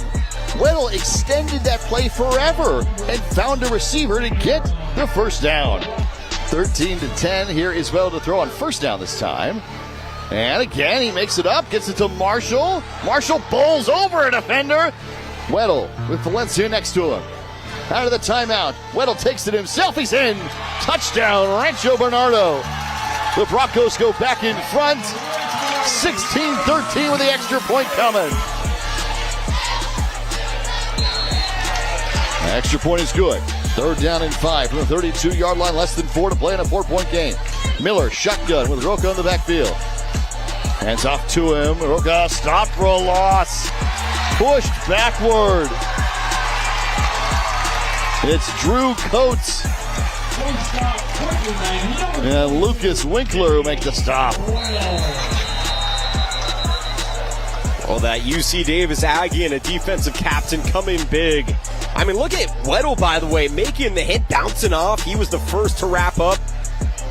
And a couple of Torrey Pines, Rancho Bernardo Broncos joining him, including that great defensive lineman heading to the next level. 3rd down and 8. Weddle rolling away, he'll throw, and it's going to be complete! Down to the 48-yard line. Brody Sella with the catch, and a first down for Rancho Bernardo to try and put the game away. I mean, it felt like Torrey Pines, when they were up 10-0, was in complete control of this game. They were playing physical. They were playing quick. They were winning the trench war. They were winning the wide receiver defensive back battle, and somehow Gage Weddle and his cast of wide receivers and a stout defense that played bend but did not break is able to steal a victory here and go 3-0 for the first time in the Eric Weddle era at Rancho Bernardo. That's the final, 17-13. Rancho Bernardo with the win, 17-3. After going behind early, they come back and win it. Gage Weddle with a touchdown pass, a touchdown run, and a stop on 3rd down on defense help seal the victory.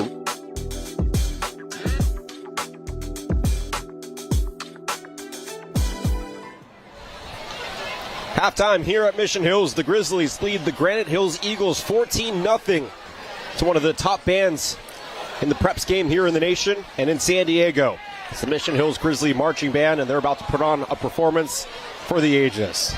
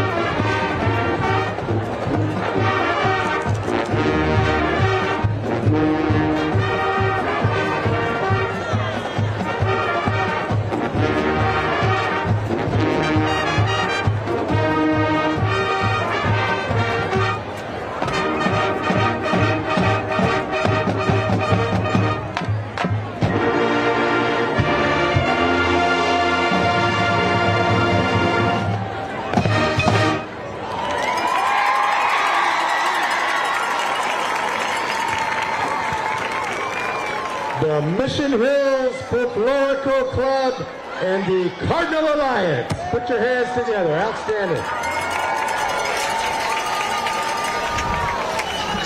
Halftime here at Mission Hills, 14-0. The Grizzlies lead as halftime marches on here on a fall evening in North County, San Diego. Well, you might be watching on Channel 4, but you also might be watching on TVX Sports on YouTube. TVX has been covering sports in San Diego and around the Southwest for nearly 20 years, and they're committed to bringing you the best live, local, and emerging sports. Visit tvxvideo.com or check them out on YouTube, Instagram, and X. TVX Sports Video is their @ Earlier this week, our fearless leader, Ted Bendrick, one of the greatest human beings that has literally graced us with his presence, caught up with our own Tommy Morris. We got a very special guest, Ted. Why don't you explain to everybody who you are, what you're doing here, because you're normally behind the camera. This is one of your first times in front. Yeah, super. Thanks, Tommy. Yeah, Ted Bendrick here. And, we've had TVX Video here for the last 20 years. We were out doing a bunch of games. And, we love bringing broadcast productions to the families, to the crowds, to the players themselves. And this year we're really trying to highlight that community spirit. We've been doing this on Cox Cable for the last 2 years. They came to us. We worked with CIF. CIF said, we got to keep this going. We got to keep this going. And the reason you're listening to me right now is because you haven't paid for a commercial yet. We need that help. So. That's right. The commercial could go here. It could be your companies. And again, this is something that is great for the kids, great for CIF, and it's great that you're doing this also. How positive been the reviews from CIF, from the county, just in general? They've been very good. I mean, our first game, we had over 10,000 viewers watching it, right? Last week's game was just Rancho Bernardo, Torrey Pines, great game to watch.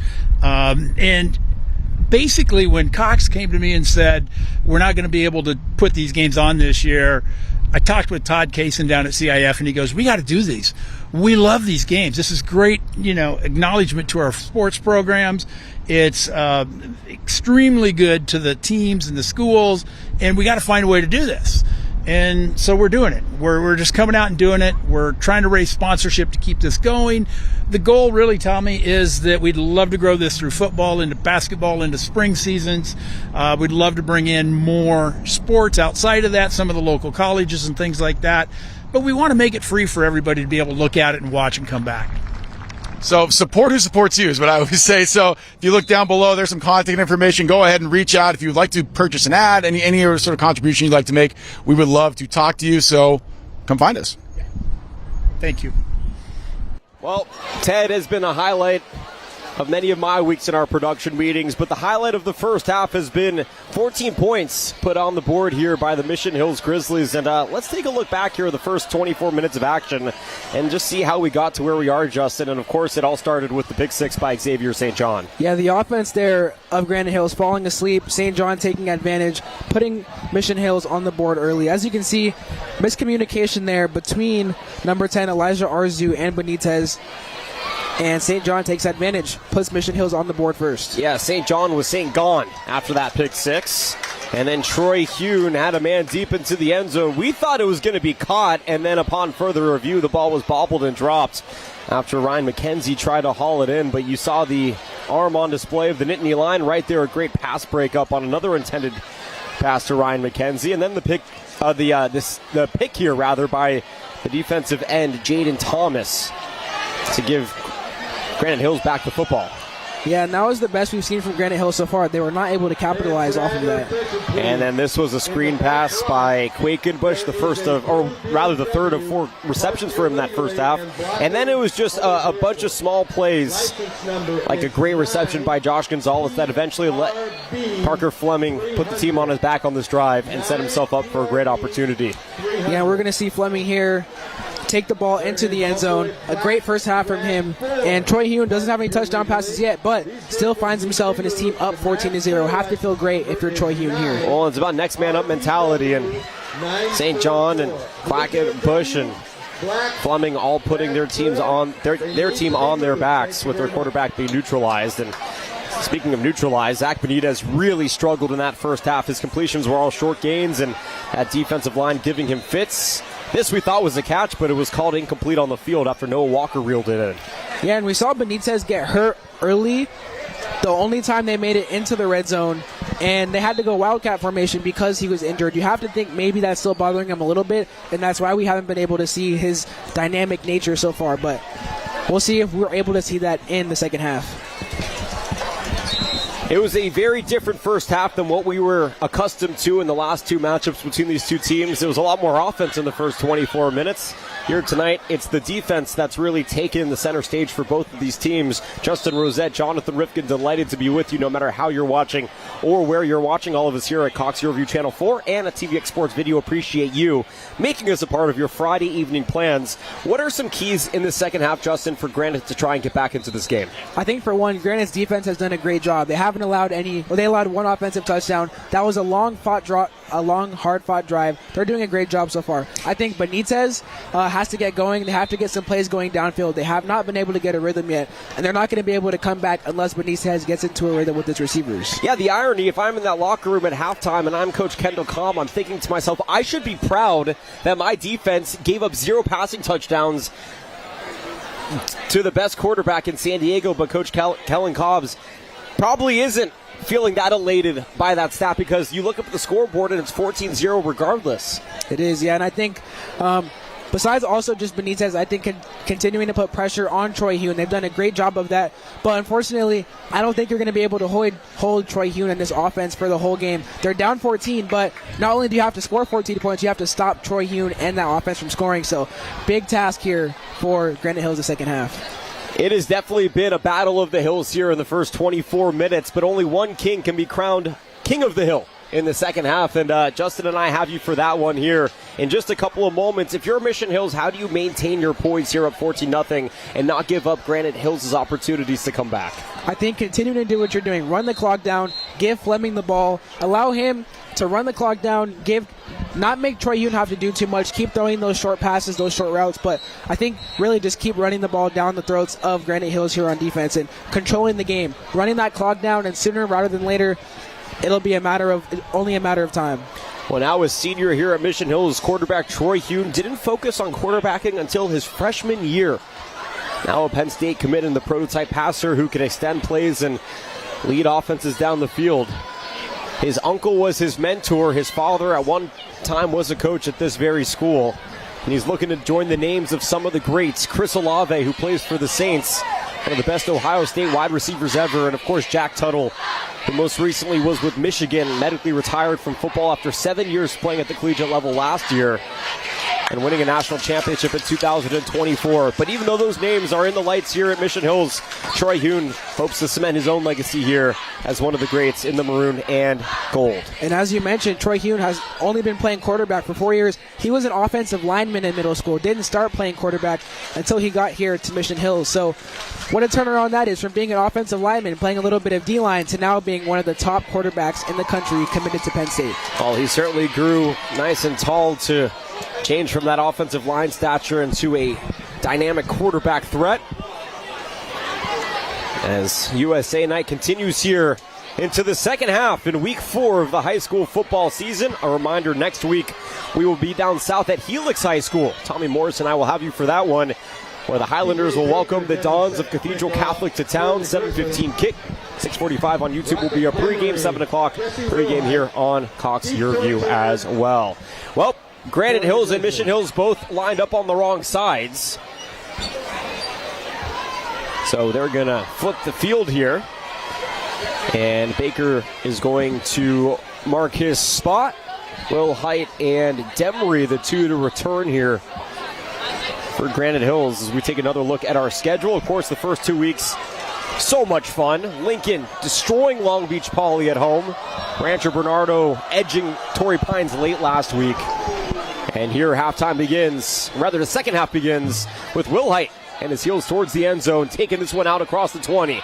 Will Height to the 30, flying down to the 34-yard line finally before he stopped. Nice gain on the play, and Quinn Chavez on the tackle there. But first and 10 from the 33, solid field position to start for Granite Hills. Yeah, when you're down big like they are right now, you're looking for any sort of a spark, anything to get you going. Will Height, with a nice return here, he saw a lane early, was able to take that lane, get through it there with his blockers, as you see number 42 blocking for him there. Gets to the 33. Could that be the spark that they need to get going? We'll see. Sometimes it can be a kick return that injects some life into your offense. Benitez and Batar in the backfield. On the move is Smith. Benitez gets flattened once again from behind. Second time he's been taken down here tonight. First time by Nathan Ryer, the senior nose guard and defensive tackle. Yeah, that's not what you want there after the excellent kick return from Will Height. Getting under pressure here is Benitez. Does not see the defender Ryer coming from his backside and gets sacked. Not a great start to the half. Loss of 5 on the play. Handoff up the middle goes Williams. Anthony Matar, the one on the carry, goes across the 30. And just a yard shy of the original line of scrimmage. A gain of 4 and a 3rd and 11 upcoming. Anthony Matar, a feared running back. It was a fight between Granite Hills and some of their competitive counterparts to get him from Del Norte, but ultimately settled on the Eagles, and boy, are they happy to have him. Benitez with a man out wide. Walker reels it in. Were his feet in? They were. A first down by Noah Walker in the Eagles offense. That is exactly what Granite Hills needed there. Benitez keeping his composure, finding his number 1 target so far this season, Noah Walker. Walker had a couple catches at the end of the half. Going to look to keep that momentum going forward. Also had a great catch taken away from him. Here's a handoff on the draw. Matar bearing his shoulder into that offensive line, but nowhere to go. And actually, that's Devion Williams, my mistake, after a gain of 2 on the play. It's really a 2-man backfield for this Granite Hills team, even though they got Rocket Demery, who plays a little bit of wide receiver as well as Swiss Army knife running back from Eastlake. 2nd and 8. Williams again in space, tripped up near the 50. Good job on the takedown by Andrew Romer, the linebacker here. Had 2 interceptions a week ago against Oceanside for Mission Hills. I think whether it's Devion Williams or Matar here, almost interchangeable. Both hard-nosed running backs that are going to fight for every yard they can get, as you saw with Williams there. 4 yards to go here on this 3rd down. Big drive, big play here for Granite Hills. Matar's the running back. Taking the carry. He only needs 4. He gets 5 and some change. And some tough shots taken on the end of that play, but Anthony Matar gets more than enough to move the sticks on 3rd down, and some aggressive running here for the Eagles offense. Interesting here, Coach Cobbs in his 14th year at Granite Hills, relying more on the run than he is on Benitez here so far in this half, but it seems to have been working. They had a 3rd down early, they kept this drive going, and they're now on the other side of the field looking to keep it going. Another draw. This is Williams. Scurried forward for maybe a gain of 1 or 2 on the play. Williams trying to use his dynamicism to get a little bit more, but this Mission Hills defensive line is so disciplined. Really hard to fool them on any type of run. On 2nd and 8, Zach looking to throw. Sees the space in front of him and gets the first down. Zachary Benitez goes around the right side on the quarterback keeper. That's the dynamicism of the quarterback right there on display. That's exactly what Granite Hills is going to need the second half. For him to be able to extend plays with his legs is what he brings to this team. We did not see much of that in the first half, so it's good that he's doing that now. And he was not able to get the first down. It's going to be 3rd and 1. And they're marking him just shy, as you mentioned, but that will be the first down for Davion Williams. Yep. Got a shoelaces length away from that line to gain, but just enough. 1st and 10 from the 34, and the Eagles are marching just the 2nd time that they are operating in opponent territory. Benitez, a quick pull of the trigger, diving back to the football is Walker, and it's complete. Noah Walker pulling the theatrics out of his hat once again. What a catch there from Walker. Looks like he completely lost his balance, falling to the ground. Still able to gather that, bring it into his shoulder. What a dynamic wide receiver he is. There was a penalty on that play. Too many men on the field. So back to 2nd and 1 they'll go. Benitez surveying, launching, catch, huge hit, but held on here inside the 6. What a grab by Zayden Smith, and to absorb the contact and maintain control. Inside the 6 there is number 6, Zayden Smith, with an excellent catch. And this hit he takes gets absolutely bulldozed there from Thomas Gideon, the senior, but holds on to it. And Gideon there talking a little bit afterwards, but Zayden was able to hold on to the ball. Yeah, and Smith looks up and he said, I just got my team in 1st and goal.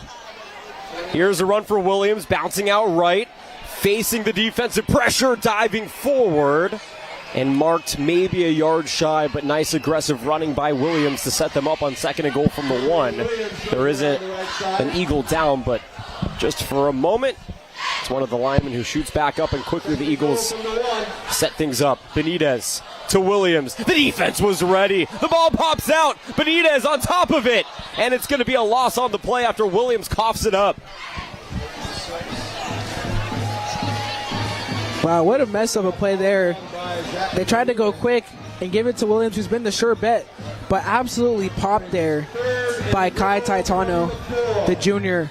Almost surprised they didn't bring in Matar there at the 2-yard line. He seems like he's been the power back, the fullback almost, to get you in those short distances, but give it to Williams. He's been a sure bet. We're not able to get it there. And now facing a 3rd and 4. Yeah, they were moving quickly after that 1st down. They didn't want to give the defense any time, so they didn't sub Matar in. And now Benitez facing a 5-wide set. 3rd and goal from the 4. The lefty slot is Smith. And a quick whistle is blown. A timeout was taken by Mission Hills prior to the snap.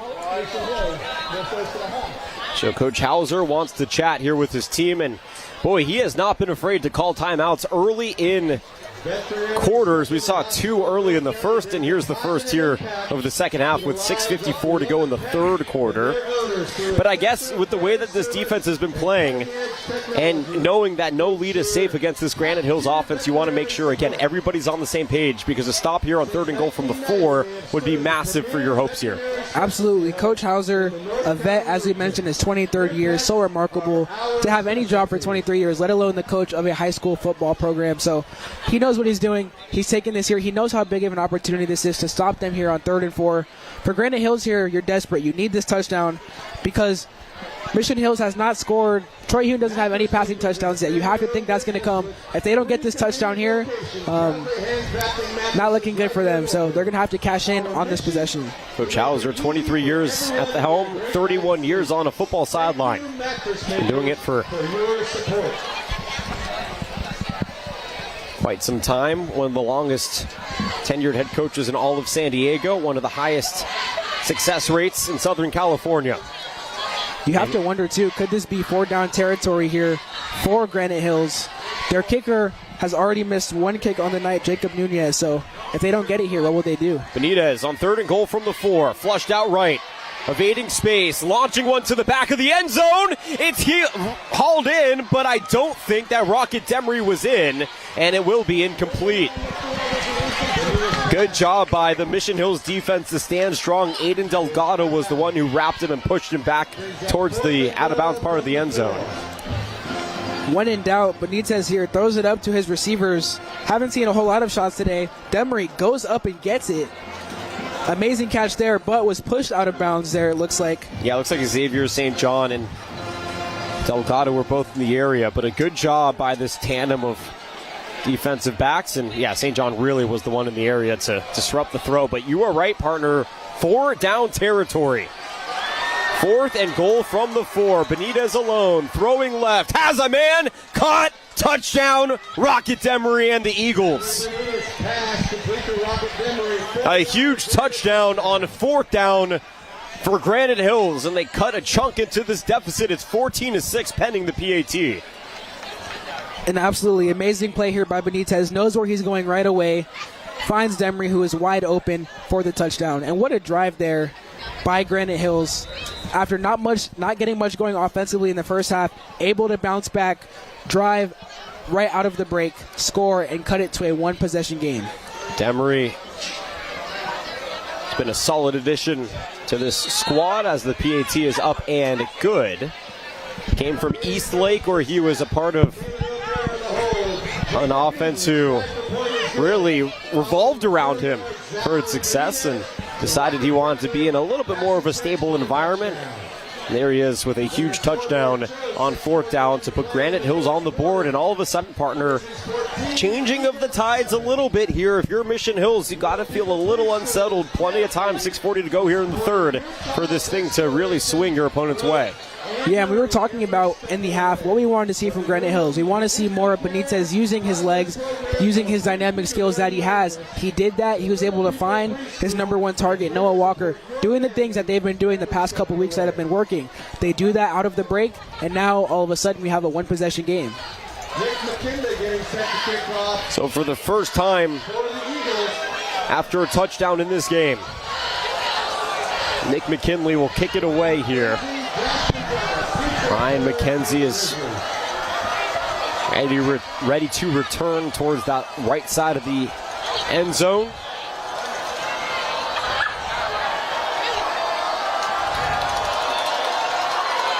Boy, McKinley likes to keep you on the edge of your seat, doesn't he? There's the kick. Knuckleballs its way near the 10. Now taken here right at the end zone line. And not much space there. A great tackle out near the 14-yard line on the return by Ryan McKenzie. The tackle was made by Davion Brown, the junior, plays both wide receiver and DB. Yeah, McKenzie, we know he's a dynamic player. We've seen him on offense. Trying to make something out of nothing there, is not able to do it. As we mentioned, the play by Davion Brown. So a 15-yard return, and Troy Hune gets set back to his own 15-yard line. 1st and 10 from the 15. He's in the single back with Fleming out behind him. Gonzalez on the move. Handoff Fleming. Finds a crease and chugs his way to the 20. A gain of 5 on the play. They're going to give him an extra gain on the burst, so a gain of 6 now. As we see a bit of a delayed handoff here. Fake handoff to Gonzalez, handoff to Fleming. We'll look to see. Fleming looked almost unstoppable in that first half. Will Granite Hills be able to stop him? If they can get the ball back here early, you can give the ball back to Benitez, who had a hot hand that last drive. Try to tie this game up. 2nd and 4. Fleming wants the first down. Gets it in some change. Patrick Fleming tripped up out across the 40 after another strong gain from the backfield. Wilhite was the one on the tackle. Yeah, not so easy to stop Fleming, though, as he shoots the gap here. Blocker's doing an excellent job. Looks like he got tripped up there, was almost gone for the long touchdown. Wilhite was the last line of defense. He grabbed the aglet, which is the end of that shoelace. For those looking for a definition lesson, you know what an aglet was? I did not know what an aglet was. So there you go. I'm going to use that every day now. Thank you. I appreciate that. Please do. 1st and 10 from the 42. Hune moving under center. Patrick Fleming maintaining his position as RB1 up the middle across the 50 and down maybe half a yard shy of that line to gain. It's going to depend on the spot. The ball is right on the line. They're going to say that he got it. 10 yards and a first down. Just enough for the first down into opponent territory. Quickly moving. Fleming again. No play action. It's complete. Near side. Hauled in by Misael Quackenbush. His 6th reception in his first year in the second half. Yeah, we saw Quackenbush being used in the offense very early, going back to him here in the second half. It looks like right now for Mission Hills, the key is give the ball to Fleming first and foremost, and after every couple runs, then we'll try to get the ball to our receivers. And it looks to be working. We'll see if Granite Hills can stop it and get the ball back. 2nd and 5, Troy Hune. Jacoby Williams to his left. Hands off. No, another play action. And another completion to Quakenbush, but this time he goes backwards on the play. Exploding and tackling for the loss is Rocky Gosick. And a 3rd and long upcoming here for the Grizzlies offense. As you see, Quackenbush going into motion. Gosick reads it with the brutal hit, his 5th solo tackle of the season, having himself a game here tonight. So even though he's been able to make those grabs that time, he goes backwards, and a 3rd and 4 is going to be where Mission Hills has to fight from here on this snap. The question is, if you're Granite Hills, are you anticipating a run or a pass here? Because it can really go either way. I'm thinking a short pass here. We'll see. How I feel too. Watch out for that slot on the right side, though. Williams is a power runner. Only needs 4 yards. It will be Hugh in the throw. Defense bringing pressure. It's a fade to the end zone. It's caught! Touchdown, Grizzlies!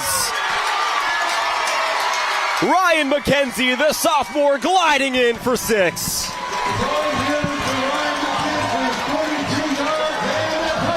A 42-yard reception, 20-7, Mission Hills. Ryan McKenzie, we've talked about it the whole game. Troy Hune has thrown about 3 shots to him. It's 3rd and 4 here. We think they're going to go something short. They take a shot. McKenzie stays up, stays steady, makes the catch for the touchdown. They've been looking for it all night, Jonathan. They finally got it, and it worked out in their favor, and they've expanded this lead back to 2 touchdowns. The PAT is up and good, 21-7 on a 42-yard touchdown grab for Mission Hills to get some cushioning here in the 3rd quarter. Take another look at this. I mean, this was, you're right, everybody expecting short. Defense brings the pressure, and you got your speedy receiver on the outside alone in coverage, and he beats his man to the punch. Yeah, and the person that he beats is number 21, Rocky Gosek, who we were just talking about here. He probably was expecting short too and ends up tripping as McKenzie blows by him there. What a throw by Troy Hume. His deep balls are so beautiful. Crisp. Very crisp, floating through the night sky. It's a beautiful sight, beautiful thing to look at there. And we talked about it. They haven't had a passing touchdown yet. They're able to get it there. And very important because Granite Hills started to pick up some momentum, and now it's back to a 2-touchdown lead. Now Granite Hills will have to score 2 more times to even thinking about tying the game. Oh, high catch made back towards the end zone. This is Rocket Demery doing some damage. Out across to the 25-yard line. A nice gain on the play for the former Eastlake Titan, who has the lone touchdown here tonight for Granite Hills. Yeah, awkward catch there, but Demery's so explosive. You see him plant his foot to the ground there, get past the first defender, not able to do much more. But one thing that we're seeing here from Granite Hills, the few times they have taken shots, the one to Demery in the end zone, the one to Noah earlier, the receivers are making plays. We're going to look to see if they keep going back to the receivers, and now you're down 2 touchdowns, so they're going to have to. Benitez searching for answers offensively. He goes play action. Nice reception made to Smith. His 3rd catch here tonight. Goes for a gain of 11 on the play, and that moves the sticks. Here's the thing about Granite Hills. They have an abundance of wide receivers. As long as Benitez is on the same page, they should find ways to be productive. This time it's going to be a run. Williams trying to bounce through that gap and gets maybe 3 out of it. Wrapped up around the foot by Andrew Romer, the senior middle linebacker. Yeah, the run game has been very important to Granite Hills so far tonight, but down by 14 and time running out, you're not going to have as much time to run that ball. Time to throw it. Benitez doing just that. Wide open and hauled in by DJ Wilkins. His first reception here tonight, and it is a big one. Out across the 30-yard line to the 28. As we'll see here, Wilkins finds himself wide open, makes the catch. Beautiful throw there by Benitez, putting it right on the nose, able to get a few extra yards there before being pulled out of bounds by Thomas Gideon. Part of Mount Miguel's team last year, has an offer from Arizona. Nice feed up the middle, a rocket reeled in by Demery. And that goes for a gain of 6 on the play. Maybe 7. Maybe even 8. And now we're starting to see Granite Hills get into a rhythm offensively. We're seeing Benitez making quicker decisions, getting his receivers involved. Now already into the red zone, only a few plays into this drive. 2nd and 2 from the 20. Benitez keeps. Benitez swerving all the way up to the 15-yard line, a gain of 5 for the junior quarterback. And now he's starting to look like the confident, poised quarterback that we have come to know and love watching each and every Friday night. Play action. Walker towards the end zone. Untouched. 6 points for Granite Hills. Noah Walker striding in for his first touchdown of the evening, and a very quick drive for Granite Hills in response to the Mission Hills touchdown puts them down by a possession pending the PAT. Here we go, Jonathan. This is the offense. This is what I wanted to see as we were talking pregame. The third offensive touchdown so far already of this half. The second in 2 drives for Granite Hills. Not much offensively in the first half. Second half, putting the ball in their playmakers' hands, and the playmakers are making plays. Zach Benitez completing another drive with a touchdown. PAT up, PAT through. 21-14, 2:25 to go here in the third quarter. And it's got to feel good if you're Zach Benitez to finally see this happen here tonight. Perfect throw there by Benitez. And catch for 6. His receiver, Noah Walker, isn't even looking yet. Puts it on the spot when he turns around. It's right where he wants it. And Noah Walker is so dynamic. 2 people there with a chance to make tackles. Not going to happen. He waltzes into the end zone and shows the emotion of a team here that is fighting for their lives, needing a defensive stop now to put the ball back into their quarterback's hands. His 4th touchdown of the season. And by the way, the Granite Hill faithful, they have made the trip up here to San Marcos. It was the most well-attended road junior varsity game I've ever seen. And then they showed up in even more droves for the varsity game. It's like watching Nebraska football on the road. You know when Nebraska travels, you're going to get a hostile and hellish road environment. Well, Granite Hills' fan base is excellent on the road as well. After the touchdown, this ball is going to bounce into the end zone for a touchback. And Mission Hills will take over here on their own 20 with 2:25 to go in the third quarter. 1st and 10. So Troy Hune has a touchdown pass. It's responded by Zach Benitez's touchdown pass. And after 7 combined points in the first half, we have now seen a lot of action here in the third quarter. Rather, 14 combined points in that first half. Yeah, what a start to the second half we have so far. And we have an interesting position here because we saw Mission Hills on offense drive down the field and score after Granite Hills scored, and now Granite Hills responds. How is Troy Hune and this offense going to respond? Will they increase the lead again, or will they give Benitez the ball back with a chance to tie? Fleming behind Hune. Fleming up the middle. Fleming on his feet. And taken down out across the 30 to the 37, and he does get up somewhat gingerly. No, not gingerly. He's in a lot of pain. He exploded for a nice run up the middle to the 38, a gain of 18, and now he has to be checked on because the dynamic running back is unable to get up. Yeah, Fleming shoots the gap here. Let's see if we can see anything. Looks like his legs sort of get caught up on the fall. I don't know if there's anything we can clearly see. But he immediately goes to grab that right leg, so they're going to check on Patrick Fleming, who has really been such an important complement to Troy Hune's game through the first now 3.5 games of the season. I mean, tonight he gets on the board with a touchdown. He's been a defensive disruptor. He's moved the chains on multiple occasions in big moments. And even though he's getting up under his own power, he definitely seems like he's in a lot of pain. And you have to tip your cap to one of the toughest runners in San Diego. And by all accounts, also just an incredible human being. Yeah, that left leg of his is not looking in good shape at all, limping off the field here. Page 30, you have won West Coast Pizza. Fleming is so tough. After he went down there, his teammate tried to pull him back up and say, come on, let's go. And Fleming was like, wait, I'd love to, but yeah. Well, we will check on him and hope that he's okay. For now, though, the backfield will be occupied by Jacoby Williams, his senior counterpart. 1st and 10 from the 38 for Hune. Here's Williams now trying to replicate the run we just saw from Fleming that went for 18, but instead that run goes for maybe 6.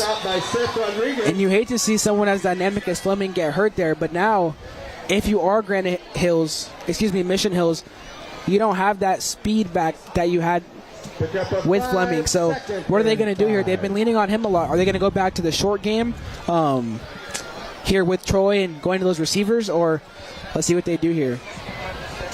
2nd and 5, $1:20 to go here in the third. Williams, the running back. Hune with the handoff. Williams bouncing out left. Staying on his feet for a moment before being taken down WWE style by Jaden Williams, or rather Jaden Thomas, the junior defensive back. Nonetheless, a gain of a good chunk for a first down. Yeah, Jacoby Williams here taking on the brunt of the responsibility now as the running back. As you mentioned, the body slam there by Granite Hills, and now this is looks like they're going to give him the first down there, actually. He earns the first down, and they will continue this drive as the third quarter clock runs out. Time for maybe one more play here. Playing with a touchdown lead. 1st and 10 from the 49. Quick handoff to Williams. Barreling up the middle, lowering the helmet and getting 2, maybe 3 out of it. By a gaggle of Eagles. And that'll likely be the final play of this third quarter. Mission Hills up 21-14. It was a 14-0 halftime score, but 14 points put on the board by Granite Hills to bring them within one possession. But at the end of the day, if the Granite Hills Eagles want to come out of this game with a win, then Justin, they're going to have to do it defensively, because right now they're staring on the outside looking into the score. They are going to have to buckle down on defense, and we alluded to it in the first half. They were playing very good defense. They were able to stop Mission Hills. Have not been able to do that so far in the second half. Back in a moment. The fourth and final quarter is upon us. It's the YurView Game of the Week here in San Diego, presented by TVX Sports Video. San Diego High School football is going live. Starting Friday, August 29th, the San Diego section will be partnering with TVX Sports Video to broadcast one high school matchup every week for free on YouTube, YurView San Diego, and Cox Cable. Friday, September 19th, Cathedral Catholic travels to face Helix on the San Diego section Game of the Week. Watch live on YouTube at TVX Sports Video, Cox Channel 4, and YurView, California.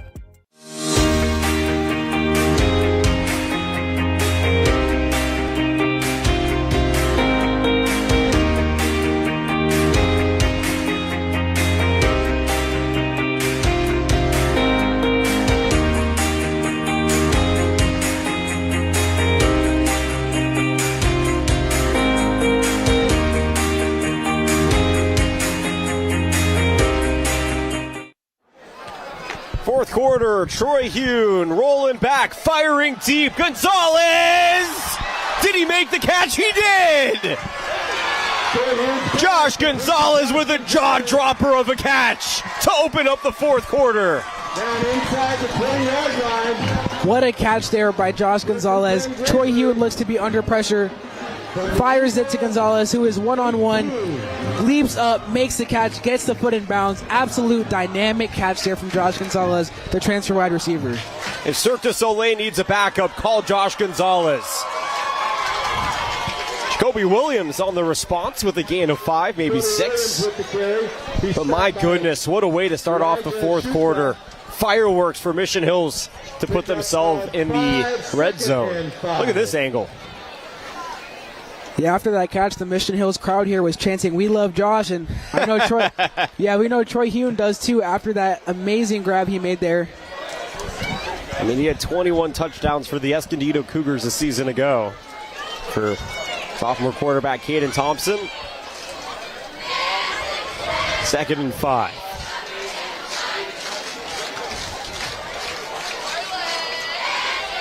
Jacoby Williams doing the honors here. And gets 2 out of it. It's going to be 3rd and short. Stopped by Ryan Heidebrand. Difficult situation for the Eagles, down by 1 possession, but you know, even a stop here on 3rd down relinquishes potentially a field goal, and that still puts you down 2 possessions, but plenty of time. We saw them score twice in that 3rd quarter. You got to get stops no matter what. Absolutely, and I think if they're able to hold them here to a field goal, we saw what they were able to do, as you said, last time out on offense. They could drive down, make it a 1-possession game again, but have to stop them here. Here's the switch. That puts Quackenbush in the slot. Now he's moving as a stunt. Williams, play action, Hune, flushed out. Now up the middle, the pro quarterback looking to run. He's in trouble, spinning, twirling, falling down at the 10. And no gain on the play. And a good job by that Granite Hills defense to toughen up and get the stop on 3rd down. Troy Hune by no means an easy man to bring down. As we see there, it took a couple defenders He doesn't get out very much, but when he does, he's effective. Not here, though. They're able to bring him down. Took a couple guys to help there. And it looks like Mission Hills may be staying out on the field. No, not anymore. 4th and 1. I had the same thought you had, partner, but yes, the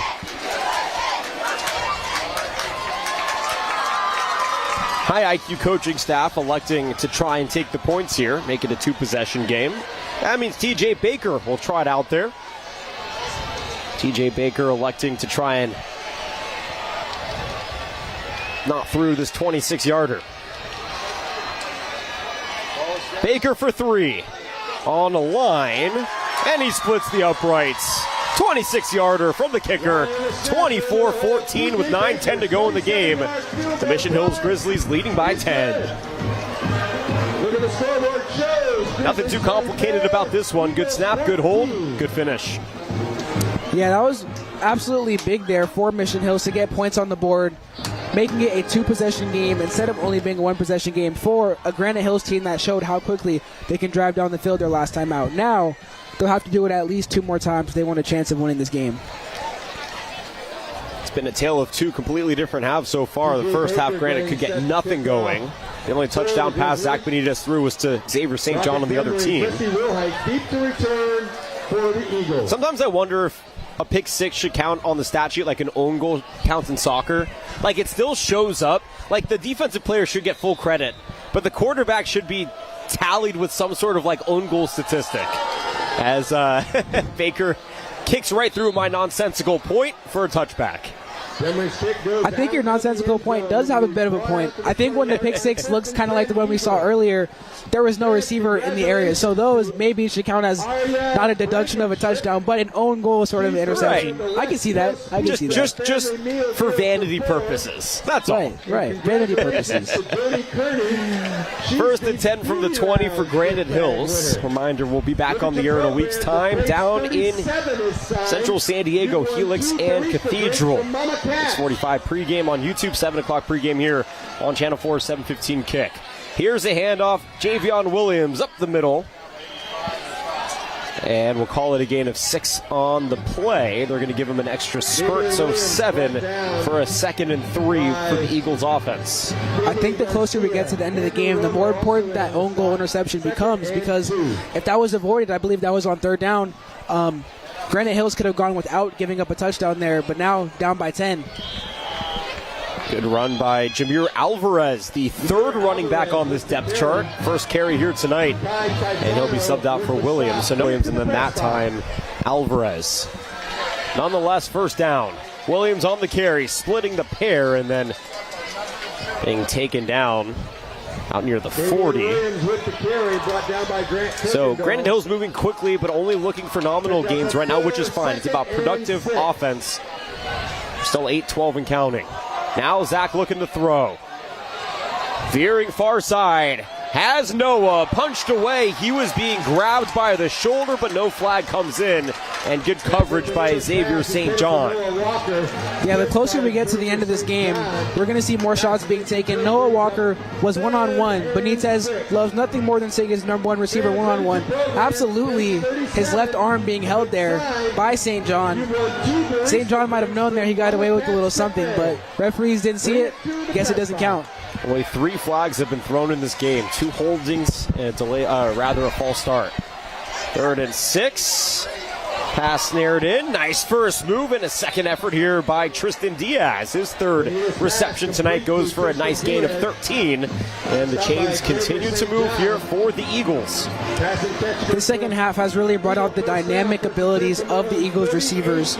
Whether it's Tristan Diaz, whether it's Noah Walker, Demery Rocket, DJ Wilkins, the receivers are showing what they can do as Benitez gets them the ball. Benitez looking to try and find another receiver here up the middle. It is reeled in. Great job. Out near the 35 here for the Eagles offense. 2nd reception for DJ Wilkins. And very much parallel to the last drive here for Granite Hills, moving quickly and effectively right through their quarterback, Zach Benitez.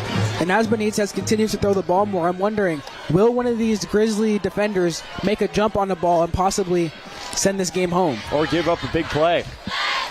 Empty set, but pitch and catch near side. Diaz going for Gain of 4 on the play before being wrapped up around the heels by Owen Iamoto. Interesting here because if the Eagles can score here, you imagine it's around 5 minutes left. They'll be down by 3 points if they score a touchdown. They'll have 5 minutes to get a stop and possibly try to win this game. Sidearm slung, incomplete. Rocket Demery, the intended target. A great job by Kai Taitano on the disruption. We've seen Taitano with multiple big hits here tonight. As we're going to see, I don't think Demery ever had control of the ball. Kind of bobbles it a bit, and Taitano making sure it was uncatchable. 3rd and 7. Hand off Williams. Not much doing there. Gain of 3 on the play, and this is probably 4 down territory with 6:30 and counting, partner. Interesting decision there to run on 3rd and 7 when you have someone as dynamic as Zachary Benitez at quarterback.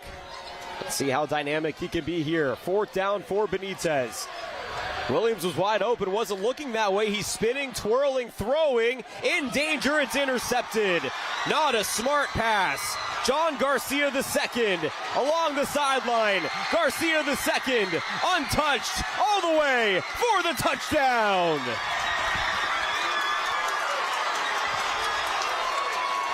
John Garcia. A disastrous play on 4th down for Granite Hills. And for the second time tonight, it's a pick 6 for the Grizzlies. The clock continued to tick. It was getting to Zach Benitez there. We mentioned the questionable decision to run on 3rd and 7 instead of possibly going 2 downs at a time. Makes an errant throw. There was nothing available. He was trying to make something happen on that 4th down. Nothing was there. Forces him to make a bad throw. And for the second time, another own goal, as you pointed to earlier, throwing it right to the defender there. Offsides is going to be called here on the ensuing PAT. And it'll be on Granite Hills jumping too early. It's half the distance. Not going to change much here unless Mission Hills elects to go for 2, which hard pressed for me to assume that's going to be the case. But we have seen really impressive plays and then some head scratchers, and perhaps the one that causes the dandruff to fall off the scalp the most was that most previous thrown interception by Zach Benitez, as another flag is thrown here, and this time their favor is returned by Granite Hills, or rather by Mission Hills. But you mentioned 2, maybe 3 plays, right? 2 pick sixes, a missed field goal, leaving points on the board, and it's got to be so frustrating for an offense that found its rhythm here in the second half to come away not only empty, but having thrown a second pick 6 here tonight.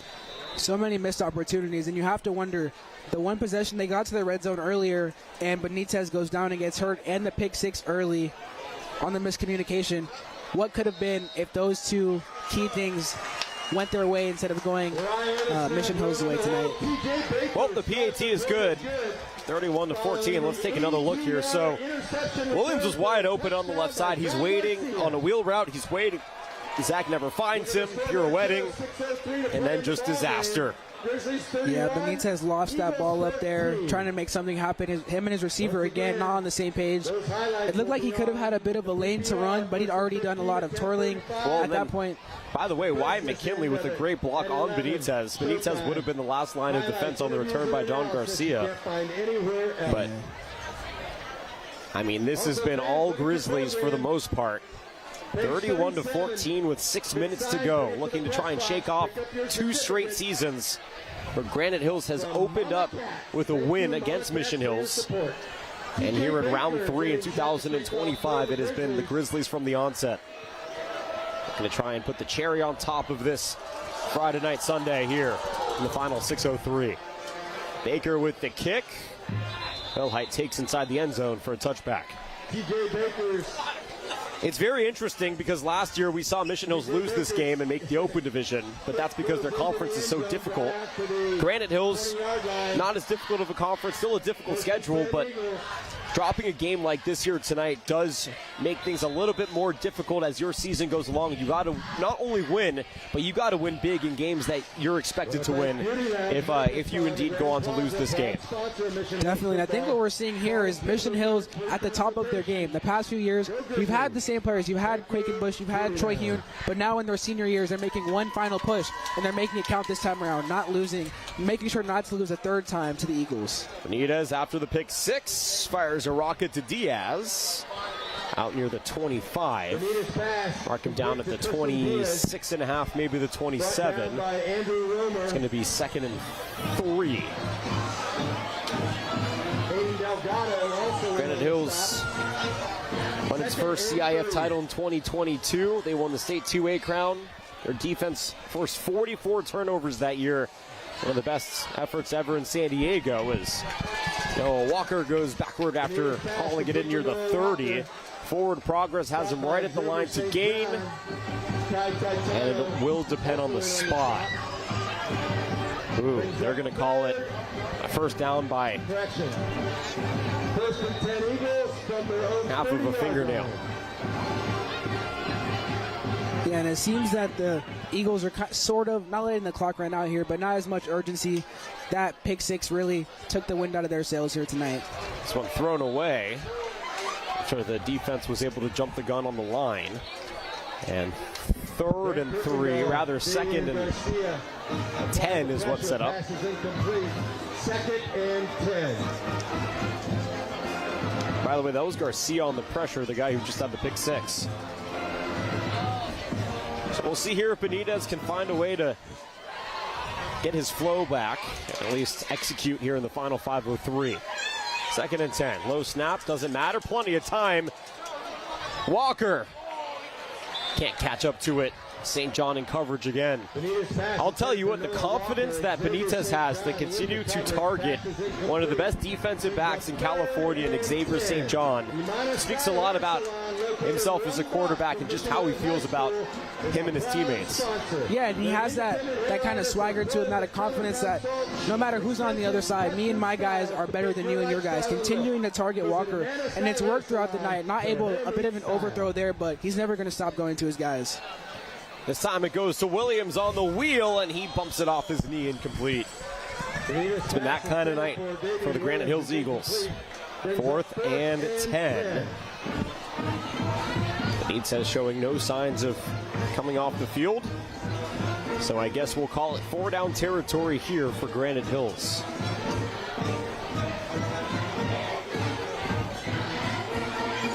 Well, this game already seems to be over. Absolutely here going to be the final chance for Granite Hills to spark something. Would be a miraculous comeback here on a beautiful Friday night if they can make this happen. But this is definitely going to decide it here. On 4th and 10, slung out far side, Demery on the bounce. Are they saying that he caught it? He did. It looked like it may have bounced into his hands. Instead, he caught that hand under it and kept it secure for a big first down. Benitez here keeping his composure. A bit of an underthrow there to Demery, but he reaches down, makes the play as he has been doing all night. 1st and 10 from the 50. Benitez stepping up. And this time he finds just a standing Emilio Vera, the senior, with his first target and reception here tonight. Benitez pass complete to Emilio. He's going to go for a gain. 6, maybe 7 on the play. Vera has been in and out of the lineup this season, and actually they're going to call an offensive penalty here and bring that ball all the way back to the 40-yard line. So Granite Hills is going to set themselves back for a 1st and 20 now. Thank you, CES. I think what this becomes for Granite Hills is sort of, this game seems to be trending towards over. We're kind of looking towards next week now, trying to get something going, gain some momentum to go into your next game. Unfortunately, that's the case, but got to look forward to next week at this point. Catch is made, but incomplete. DJ Wilkins couldn't bring it down in bounds. That's a 2nd and 20 for the Mount Miguel transfer. 2nd and 20. And as much as we talk about the offense, it really has been the Mission Hills defense that has been so impressive here tonight in my mind. They have. They continue to make plays. Even when Granite Hills has some scoring drives, they continue to play, to continue to fight, and ended up making the game-sealing play, that pick six that we saw not too long ago. Williams taking a shot out there near the 50. Dives forward out near the 46. It's a gain of 16 on the play. 3rd and 6. Going to set up a 3rd and 6. Benitez moving quick. In space and time. Nice comebacker to Diaz.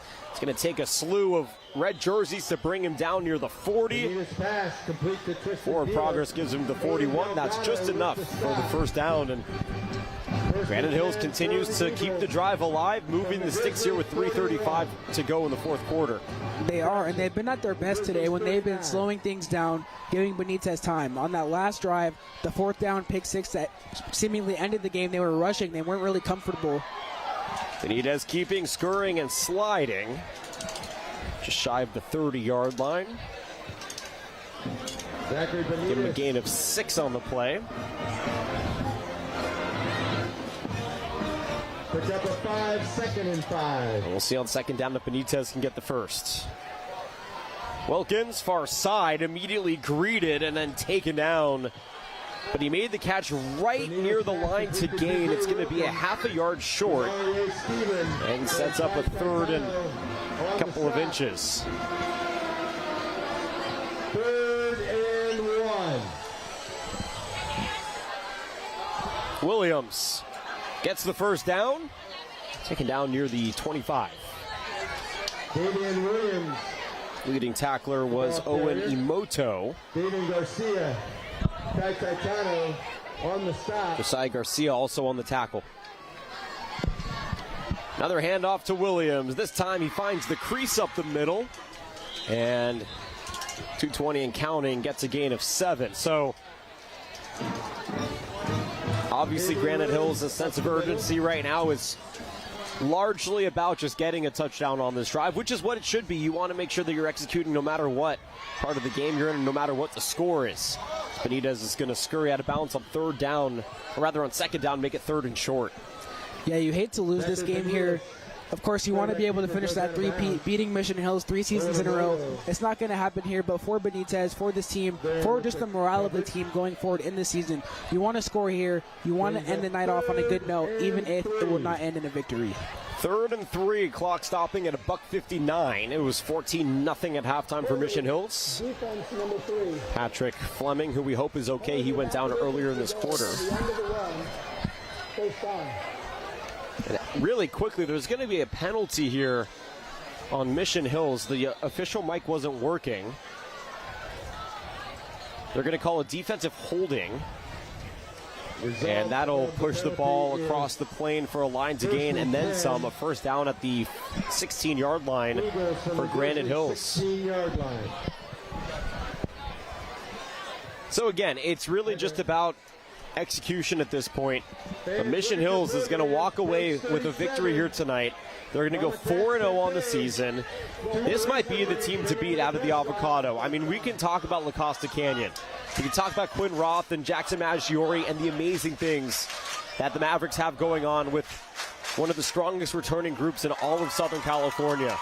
But what we have seen tonight from Mission Hills, especially defensively, because honestly, offensively, I would say, and I guarantee you that Coach Hauser and company would be the first to tell you, this was not a Mission Hills-esque offensive game. Not at all. But for them to be up 31-14 right now with 2 minutes to go in this game against Granite Hills, in what has been the most anticipated game to this point in the season here in the San Diego section, it has to feel good. And it has to feel good knowing your offense didn't play that well, because you can still beat top quality talent even if it is really your defense stepping up. And as we know, at the end of the day, that's really how you win football games in San Diego anyways. Absolutely. It is not always going to be your 4-star quarterback, Penn State commit Troy Hume, carrying you to the victory. Tonight you had 2 defensive touchdowns. That is huge. The defense has been all over the field, making plays, getting to Benitez, and as we mentioned, the 2 pick sixes that have really both times given them the momentum and allowed them to carry it on throughout the night. Benitez's evening isn't finished yet, though. He's looking for a touchdown. Surveying out right. He has some space. He's electing to throw it. Caught. Touchdown. Eagles. Emilio Vera's into the back of the end zone. His first touchdown here tonight. 8 yards and It happens in a bit of garbage time, but you'll take it if you're the Granite Hills Eagles. 31-20 pending the PAT. As we see here, Benitez scrambles out, is going to look around, no pressure on him, and eventually just going to find a man wide open in the corner of the end zone. Would have been good in the NFL, too. Got both feet in. Vera with his third touchdown reception of the season. Second in as many games. Had one last week as well. PAT attempt up, and it is good. 31-21, a buck 51 to go here in week 4 of the high school football season. Another look at that touchdown here. To Emilio Vera, pass and catch for Yeah, defense really wasn't playing too much towards those lines, and Vera found the soft spot, kept those feet in, and secured the pass for a touchdown. Well done and well executed, but unfortunately, sometimes, as they say, it comes a little, too late. Nice shot of all those hard-working people here above the press box. Coordinators for both teams, and Kevin and Brandon are great cameramen who have to climb a scary ladder every single week to get up there. Salute to those cameramen. There appeared to be a Granite Hills, I believe, JV player that was up there too, so shout out to that guy too. All the hard-working people on both these teams. Oh, it's going to be an onside kick! Love it. You love the ingenuity of it and the humor that comes with it. You don't love the results. Yeah, I think it's going to be a technical false start. Just about everybody was confused there. I thought something was wrong. I didn't know what's going on, and then they tried it. It was basically a psych. We're going to kick this off, psych. Just kidding. And then it was almost a no-looker. They're going to have to re-kick this thing back from the 35. You got to love the innovation, though. You're down 10. You never want to forfeit a game as much as this one seems to be over. Why not go out there and try something crazy? You play until the final whistle. Coach Cobbs and company trying to be as innovative as possible. This time it's a little flat footer. Jumped on here and secured by Delgado out near the 45. So the 43-yard line for Troy Hune and company in the final 1 minute 53 seconds. And Granite Hills' defense is going to look to try and continue to play lockdown. Now, if we're going to give our flowers, Granite Hills' defense has stepped up. They have, for the most part, nullified Troy Hune and his dynamic offensive abilities. You take those 2 pick sixes off the board, and it's a different ball game. This defense has really done their job for the most part for Granite Hills. Here's a quick handoff to Williams as he chugs up the middle and dives forward. Out across the 50, it's going to be a gain of 9.5. Was it enough for the first down? They're marking the ball. It is legitimately on the line to gain, and I believe Toby Williams goes up the middle. He's cramping up.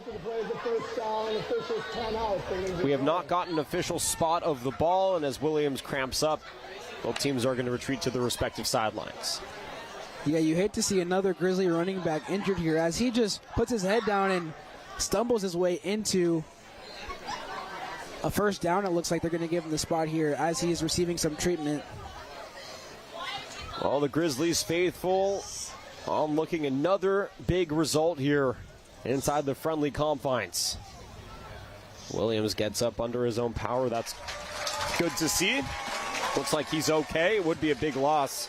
Have not seen Patrick Fleming since he went down earlier in the fourth quarter.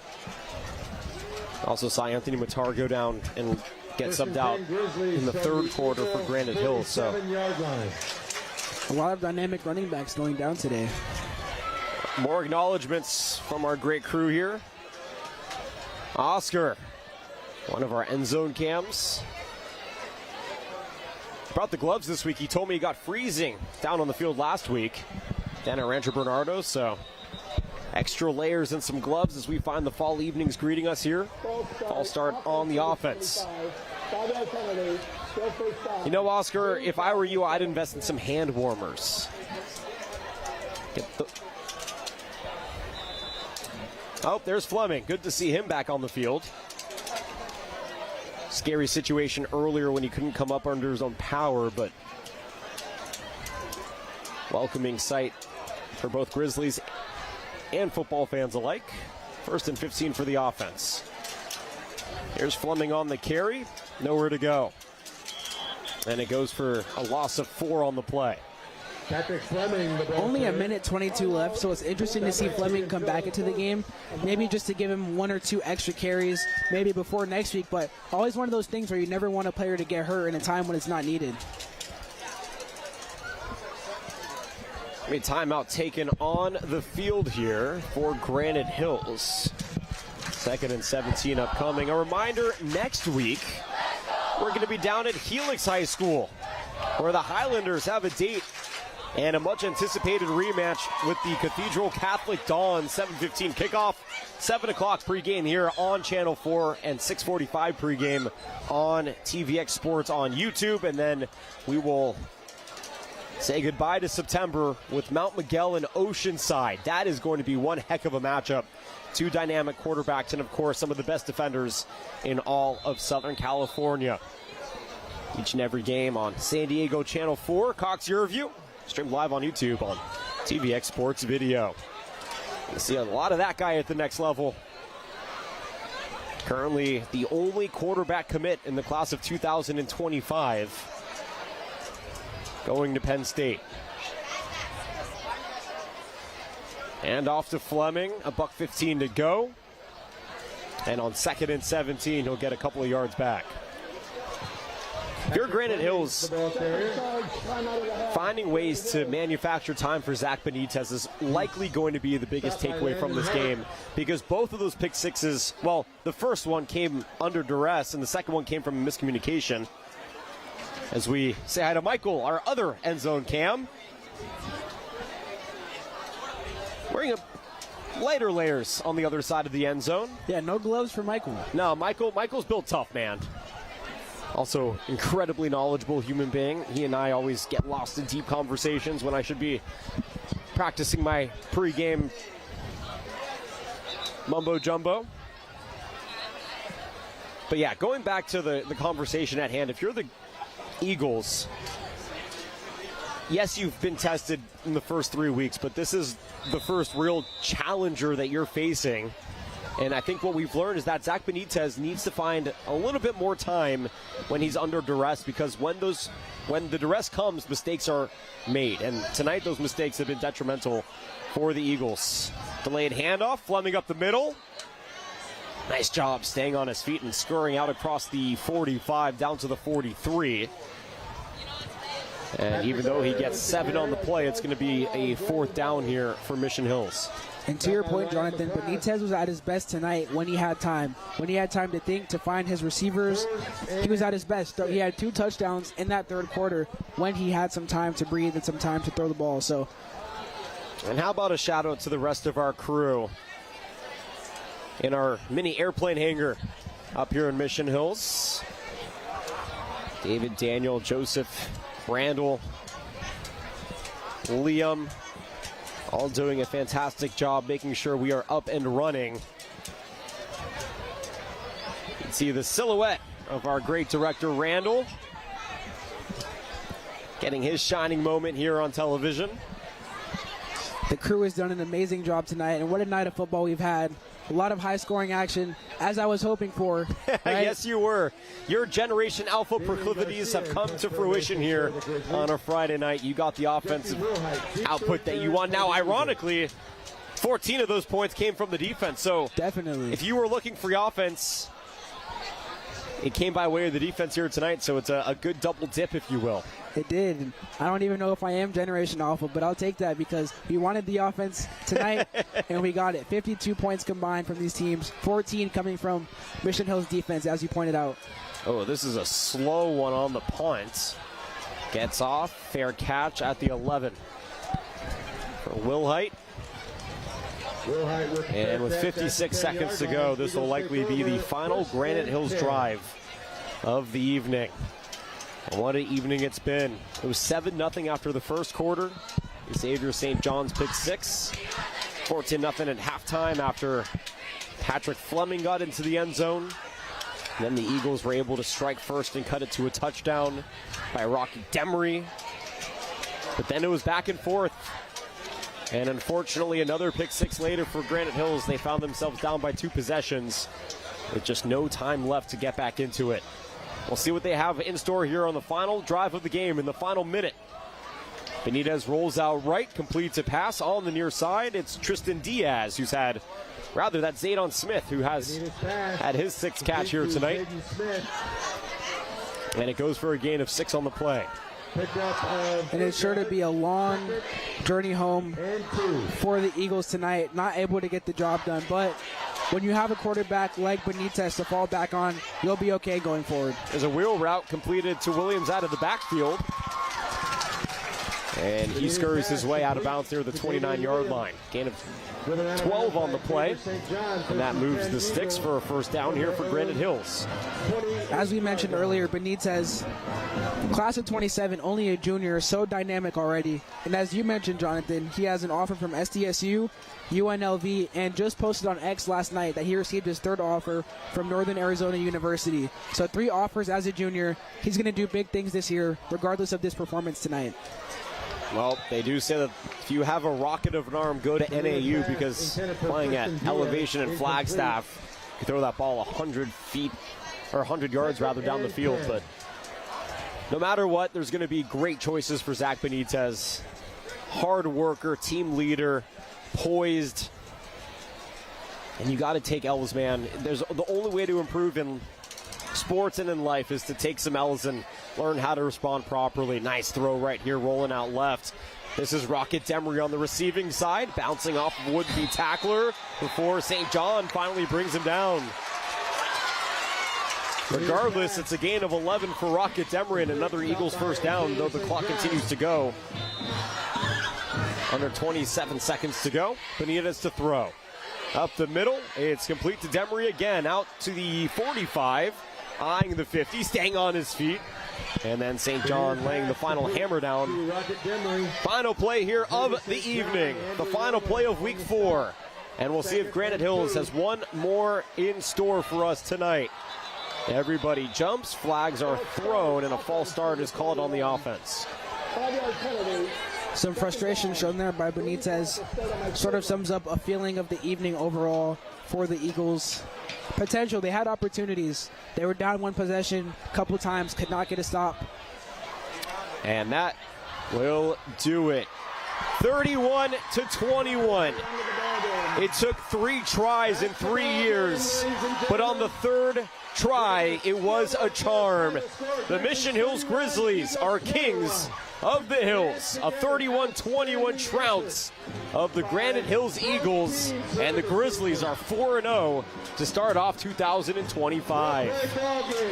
If at first you don't succeed, Jonathan, you try again. And the Eagles tried again for the last 2 years. Were not able to do it. The Grizzlies were not able to do it. Got it done on their 3rd attempt. And might I say, I don't want to say dominating, but handily beating the Eagles here, mainly with their defense. Well, the Eagles came in with a lot of confidence, but they flew too close to the sun.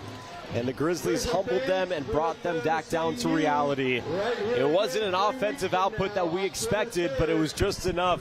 It was the defense that remains the star here tonight. 2 pick sixes for the Grizzlies to solidify the 10-point victory. Keep it here. We're going to step aside and wrap things up when we return. It's the San Diego Section Game of the Week on Cox Your-View Channel 4 and TVX Sports Video. 31-21. Mission Hills gets the victory. Back in a moment from Mission Hills High School.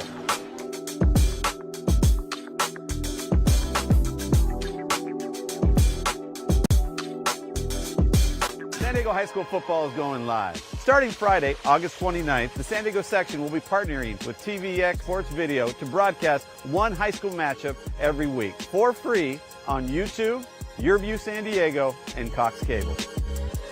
Friday, September 19th, Cathedral Catholic travels to face Helix on the San Diego section Game of the Week. Watch live on YouTube at TVX Sports Video, Cox Channel 4, and YurView, California.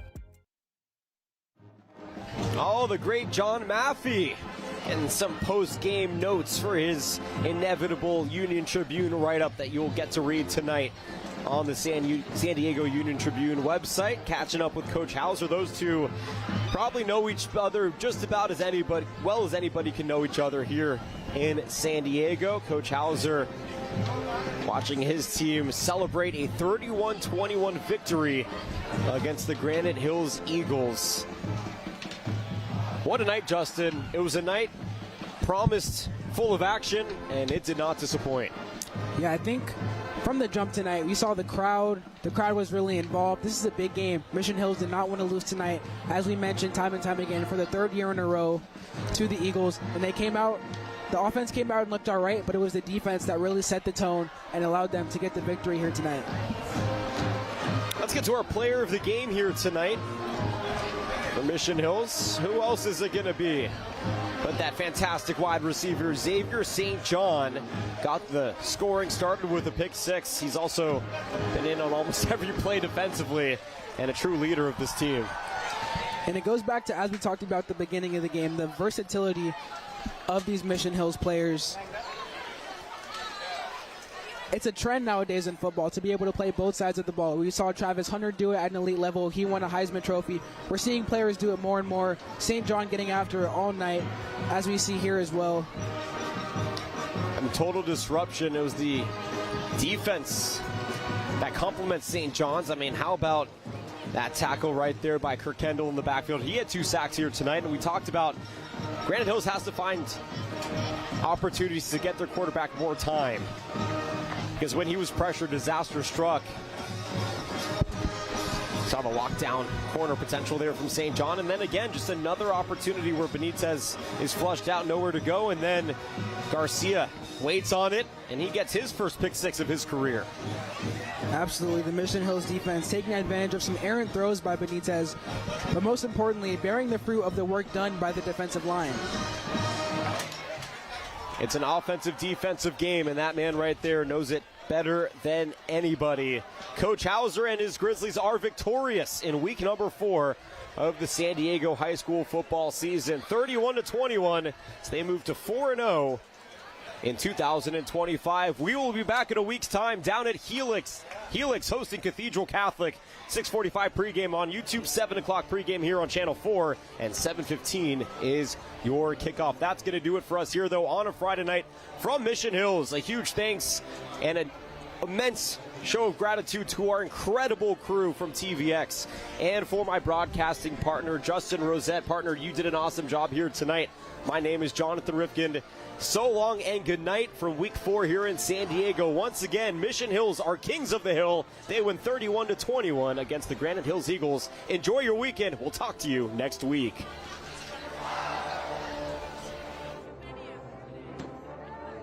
San Diego High School football is going live. Starting Friday, August 29th, the San Diego section will be partnering with TVX Sports Video to broadcast one high school matchup every week for free on YouTube, YurView San Diego, and Cox Cable. Friday, September 19th, Cathedral Catholic travels to face Helix on the San Diego section Game of the Week. Watch live on YouTube at TVX Sports Video, Cox Channel 4, and YurView, California.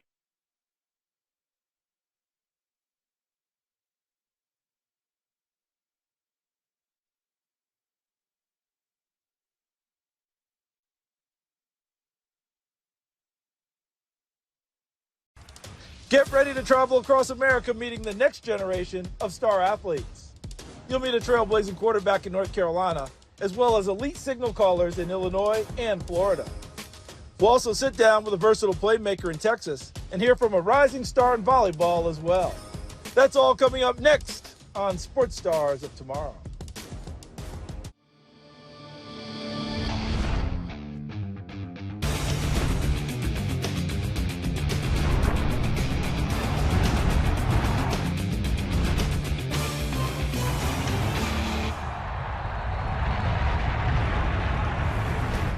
Welcome to Sports Stars of Tomorrow. I'm your host, Charles Davis. We're going to begin today's cross-country tour in Greensboro, North Carolina, and there you'll meet a quarterback who has a lot of value on and off the field. And that's this week's 5-star feature. Faison Brandon is a difference maker, on the field and off. He might be the best athlete to ever come out of Grimsley High School, which first opened in 1899. It's the third oldest high school in the state and has a storied athletic tradition. The 6'4" quarterback is a consensus 5-star prospect, and 24/7 Sports ranks him as the #1 overall player in the 2026 class. It means a lot, and also makes me want to keep working and, keep that #1 because it can be taken away. Keeps me motivated. I know there's other people coming for that #1 spot. Faison has never lacked the energy or enthusiasm for football. Years ago, his parents knew they had a very active toddler and that they just had to get him involved in sports of some kind. He's always just been a fast learner. He's always been light years ahead. At 6 months, he was already sitting up tall and strong. 9 months, he was walking very well. I mean, he's just always been off the charts. At 5 years old, he started playing tackle football. At first, I was a little apprehensive. I was just like, oh, Lord, now my baby, out here playing tackle football this young. But by the second game, I'm just like, go get him, When it came time to choose a high school, Faison's parents liked Grimsley coach Darryl Brown because they thought he would challenge Faison's competitive spirit. When we first met Coach Brown, he basically said, like every other coaches around in the community, there was like, when you get here, you're going to start on this, and that, But Brown was like, everything is earned here, and never promised us anything. And it was like, this is the school that I want him to go to. Grimsley, as far as we can tell, is the only high school in America with the nickname the Whirlies. The nickname used to be Whirlwinds. People always ask, what's a Whirly? And we just tell them it's a winner. A Whirly's a winner. Faison is certainly that. He got playing time as a freshman for Grimsley's 2022 state championship team. He took over as a starter as a sophomore, and then he had a breakout junior campaign in 2024. He won the North Carolina Gatorade Player of the Year and led the Whirlies to a 16-0 record and another state title. Well, I mean, he gets better each and every year, each and every week. He works extremely hard at his craft. It means a lot to him. He takes pride in all the details, all the little things. And he's a phenomenal talent. But the thing that I've been the most proud of is just how he's grown as a leader. And he's quiet. Faison's a quiet kid, doesn't say a lot, but leads by example, does the right thing, treats people the right way. I've been fortunate to coach a couple of times in the Under Armour All-American game down in Orlando, Florida, and he has the best players in the country. There's nobody in the country that throws a football like he does. As Faison has had more and more success, he's also been presented with an increasing number of opportunities. While the stories about name, image, and likeness deals mostly come from the college ranks, it's trickled down to the high school level too. NIL rules for high school athletes can vary from state to state. About a year ago in North Carolina, athletes at private high schools could earn NIL money, but athletes at public schools could not. The Brandon family didn't believe that was fair, so Faison's mother Rolanda filed a lawsuit, and a judge eventually ruled in her favor. Thanks to that ruling, Faison and all high school athletes in North Carolina can now accept endorsement money without losing their eligibility. He was presented with an NIL opportunity. He was not able to take the NIL opportunity, which really kind of saddened me a little bit because I know of all the hard work that he had put into it. So that is when we decided to fight that, not only to change the laws for him, but also for the other kids that work just as hard. That's the great part about it. I'm just happy that all the kids are able to have the same opportunities across the board. The case only strengthened the bond between the Brandon family and Grimsley High School because Faison could have taken an easier path to sign NIL deals by just transferring to a private school. Well, it tells you what kind of family, they are. You see why Faison's the way he is because of how he's been raised by his mom and dad. The fact that they wanted to keep him here with us, meant a great deal to us, but then that just reinforced the fact that absolutely we're going to support them and help in any way we can. This school, this community,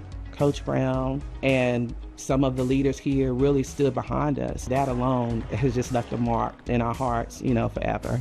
It was a lasting off-the-field impact that only adds to Faison's impressive career on the field. He's seeking to get a third ring with the Whirlies this season, and then he's headed to the SEC as he's committed to the Tennessee Volunteers.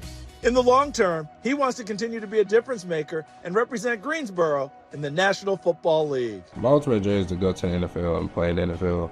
It'll mean a lot, but I also want to be like a superstar in the NFL and not just go there and just kind of be like average, but be like a dream come true. It would just seem Just like yesterday, he was starting to play football here at Grimsley, and now the end of this season, he'll be signed to go off to play at the University of Tennessee, so it's taking us all by whirlwind, but we are so very proud and excited for his future. At the end of the day, I'm just a happy father, just to see where he started and, where he's headed. He's the most talented, best football player that I've ever coached, and he's playing the hardest position that there is to play in all sports, the quarterback position. But you take all that out of it, and he's a breath of fresh air. Playing Favorites is back again this season. It's when we learn a little more about the sports stars of tomorrow, and today's question is, who is your favorite athlete? Favorite athlete right now, I would say probably SGA. My favorite athlete is Anthony Edwards or Michael Jordan. My favorite athlete of all time is LeBron James, but right behind him is Kevin Durant. My favorite athlete is Patrick Mahomes. Favorite athlete, probably Tom Brady. My favorite athlete, Brianna Stewart. My favorite athlete is Mallory Swanson. My favorite athlete, Brandon Ingram. My favorite athlete is Sis Bates. Favorite athlete, my sister is Sila. My favorite athlete is Thomas Davis, of course. All right, we need a timeout, but coming up next, a versatile player in Texas and an elite volleyball prospect in Las Vegas. Stay with us. Want more sports stars of tomorrow? Follow Sports Stars TV on your favorite social media platforms. And be sure to subscribe to our YouTube channel.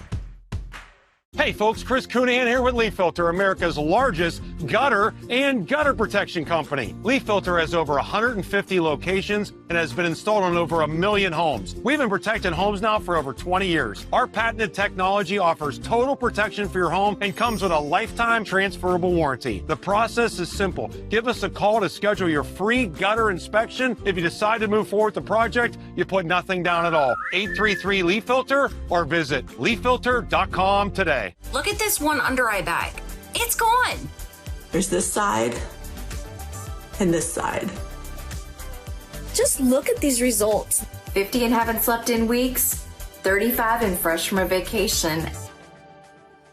They are some of the hottest videos on social media. Those videos claiming to instantly get rid of bags under your eyes. It's called Plexiderm, and lifestyle expert Annette Figueroa is here to tell us why she says this one is for real. This one is for real, and I'm so excited. And I did this to my father. We were at home. I had the timer on, and we were screaming. 4 minutes, 34 seconds, completely gone. And not only does it work on the bags, it works on the appearance of crow's feet, fine lines, and wrinkles. This Labor Day is the best time to try Plexiderm with our starter price of only $14.95. Plus, get free shipping. Your solution is at plexidermtrial.com or call the number on your screen.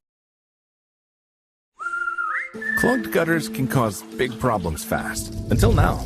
Call 833 Leaf Filter today for your free gutter inspection. I've had terrible flooding problems on my porch.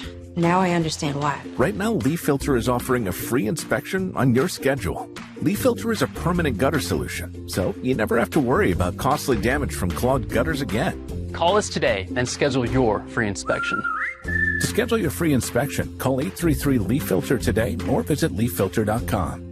This summer, we're in a race against time as temperatures rise. Abused and neglected animals across the country are suffering right now in the unbearable, scorching heat.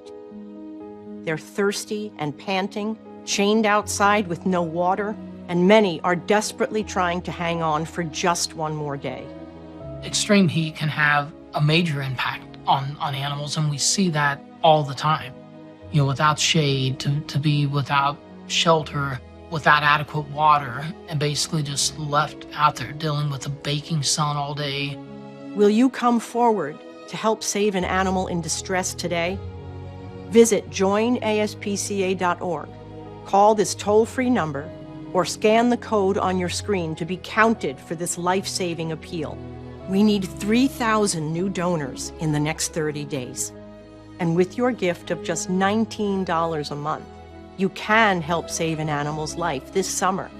Go online, call, or scan now. It's just 63 cents a day. We will put your gift to work right away, rescuing animals who might not survive if we don't get to them soon. But the situation is urgent, and tomorrow could be too late for an animal who is suffering in the sweltering heat right now. And in my mind, 1 more hour is not acceptable. Right? These animals have suffered enough. If there ever was a time, this is it. So if you sign up in the next 10 minutes, we'll send you this free welcome kit for taking action right away to save an animal's life this summer. We're in a race against time to reach vulnerable animals who are barely hanging on. Help rescue an animal today. Go online, call, or scan right now. Miss anything from the show or just want to see it again? See all the videos we have online at sportsstarsoftomorrow.com. This last segment is always reserved for a highlight tape sent in by a viewer. This is Corey Shorts. He's a senior at Blue Ridge High School in St. George, Virginia. Last season, Blue Ridge went 11-0 and captured a state championship, and Corey was a major part of the Barons' defense. Playing linebacker and safety, Corey had 76 tackles, forced 1 fumble, and recovered 3. He was great at getting into the offensive backfield and breaking up plays, as he had 18 tackles for loss and 13 sacks on the season. He has a goal of playing college football next year. He's heard from several Division II schools, and some FCS programs are staying in touch as well. He's hoping a big senior year can land him some scholarship offers. If you'd like to be featured in this segment, we want to hear from you. Go to sportsstarsoftomorrow.com and click on Contact. Fill out the form to tell us why you are a sports star of tomorrow. Closed captioning for Sports Stars of Tomorrow is brought to you by Skechers Kids Footwear. Now you can know where your kids' shoes are in Skechers' newest Apple AirTag compatible sneakers. There's a clever hidden compartment, and you can see where your kids' shoes are on the Find My app. New from Skechers. I'm here with Chris Cunahan of Leaf Filter. What is the problem with the clogged gutter? Rotten fascia, rotten soffit, mildew, mold in the attic.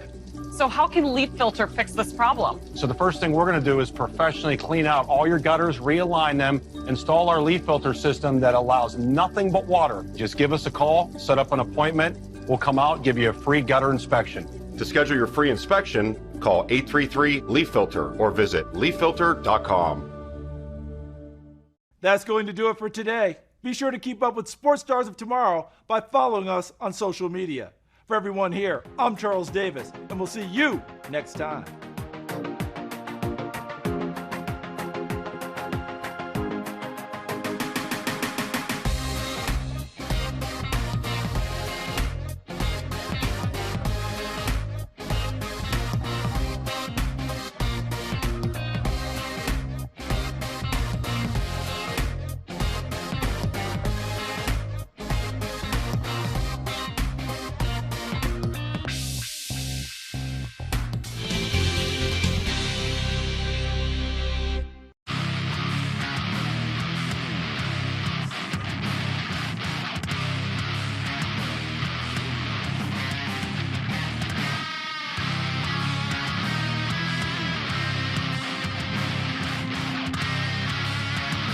Rugby Wrap-Up MLR Weekly is brought to you by San Diego Legion Rugby. Check the schedule, hit the shop, and find tickets at sdlegion.com.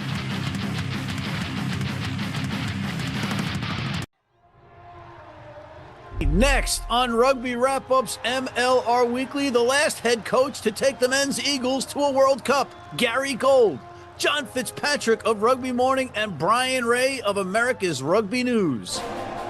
Rugby Wrap-Up's MLR Weekly brought to you by Sheehy Auto Stores. It's easy at Sheehy. The Pig and Whistle, New York City, the world's best rugby pub. And Lean and Limber, stretching your way to a healthier lifestyle. There is a massive responsibility on the 23 that are privileged enough to step out on that field today.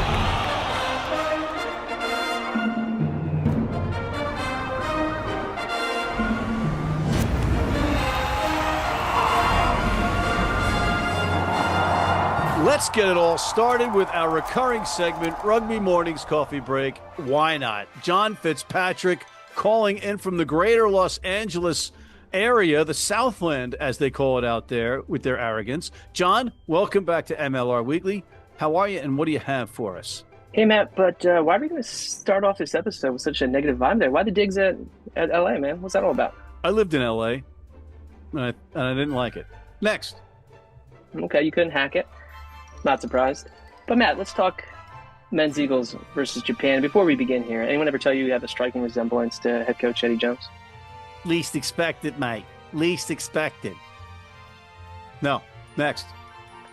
Least expected was probably the Men's Eagles beating Japan. I think some folks maybe had some wishful thinking that they were going to take it to them. Was certainly not in the cards. 47-21. It makes it seem like the scoreline was a little bit closer. Certainly improvement over Canada. Japan is certainly a quality side, but we had some scrum issues, some set piece issues. Japan was able to just move the ball at will. Certainly encouraging. We scored 21 points, Matt, and certainly an improvement over Canada. But Matt, the big thing here, I don't really care about this Japan match right now. The focus right now should be the next 80 minutes against Samoa and qualifying for the Rugby World Cup by beating Samoa. All you got to do is beat them by 1 point, Matt. I mean, didn't we have this conversation about playing England didn't matter, and all that mattered was playing against Canada, and we were putting all our eggs in the basket there? Are we trying to say that we weren't playing our best players against Japan, and because we knew we weren't going to win? I mean, the internet had Team USA, people realistically saying that they thought that they would win by 15 point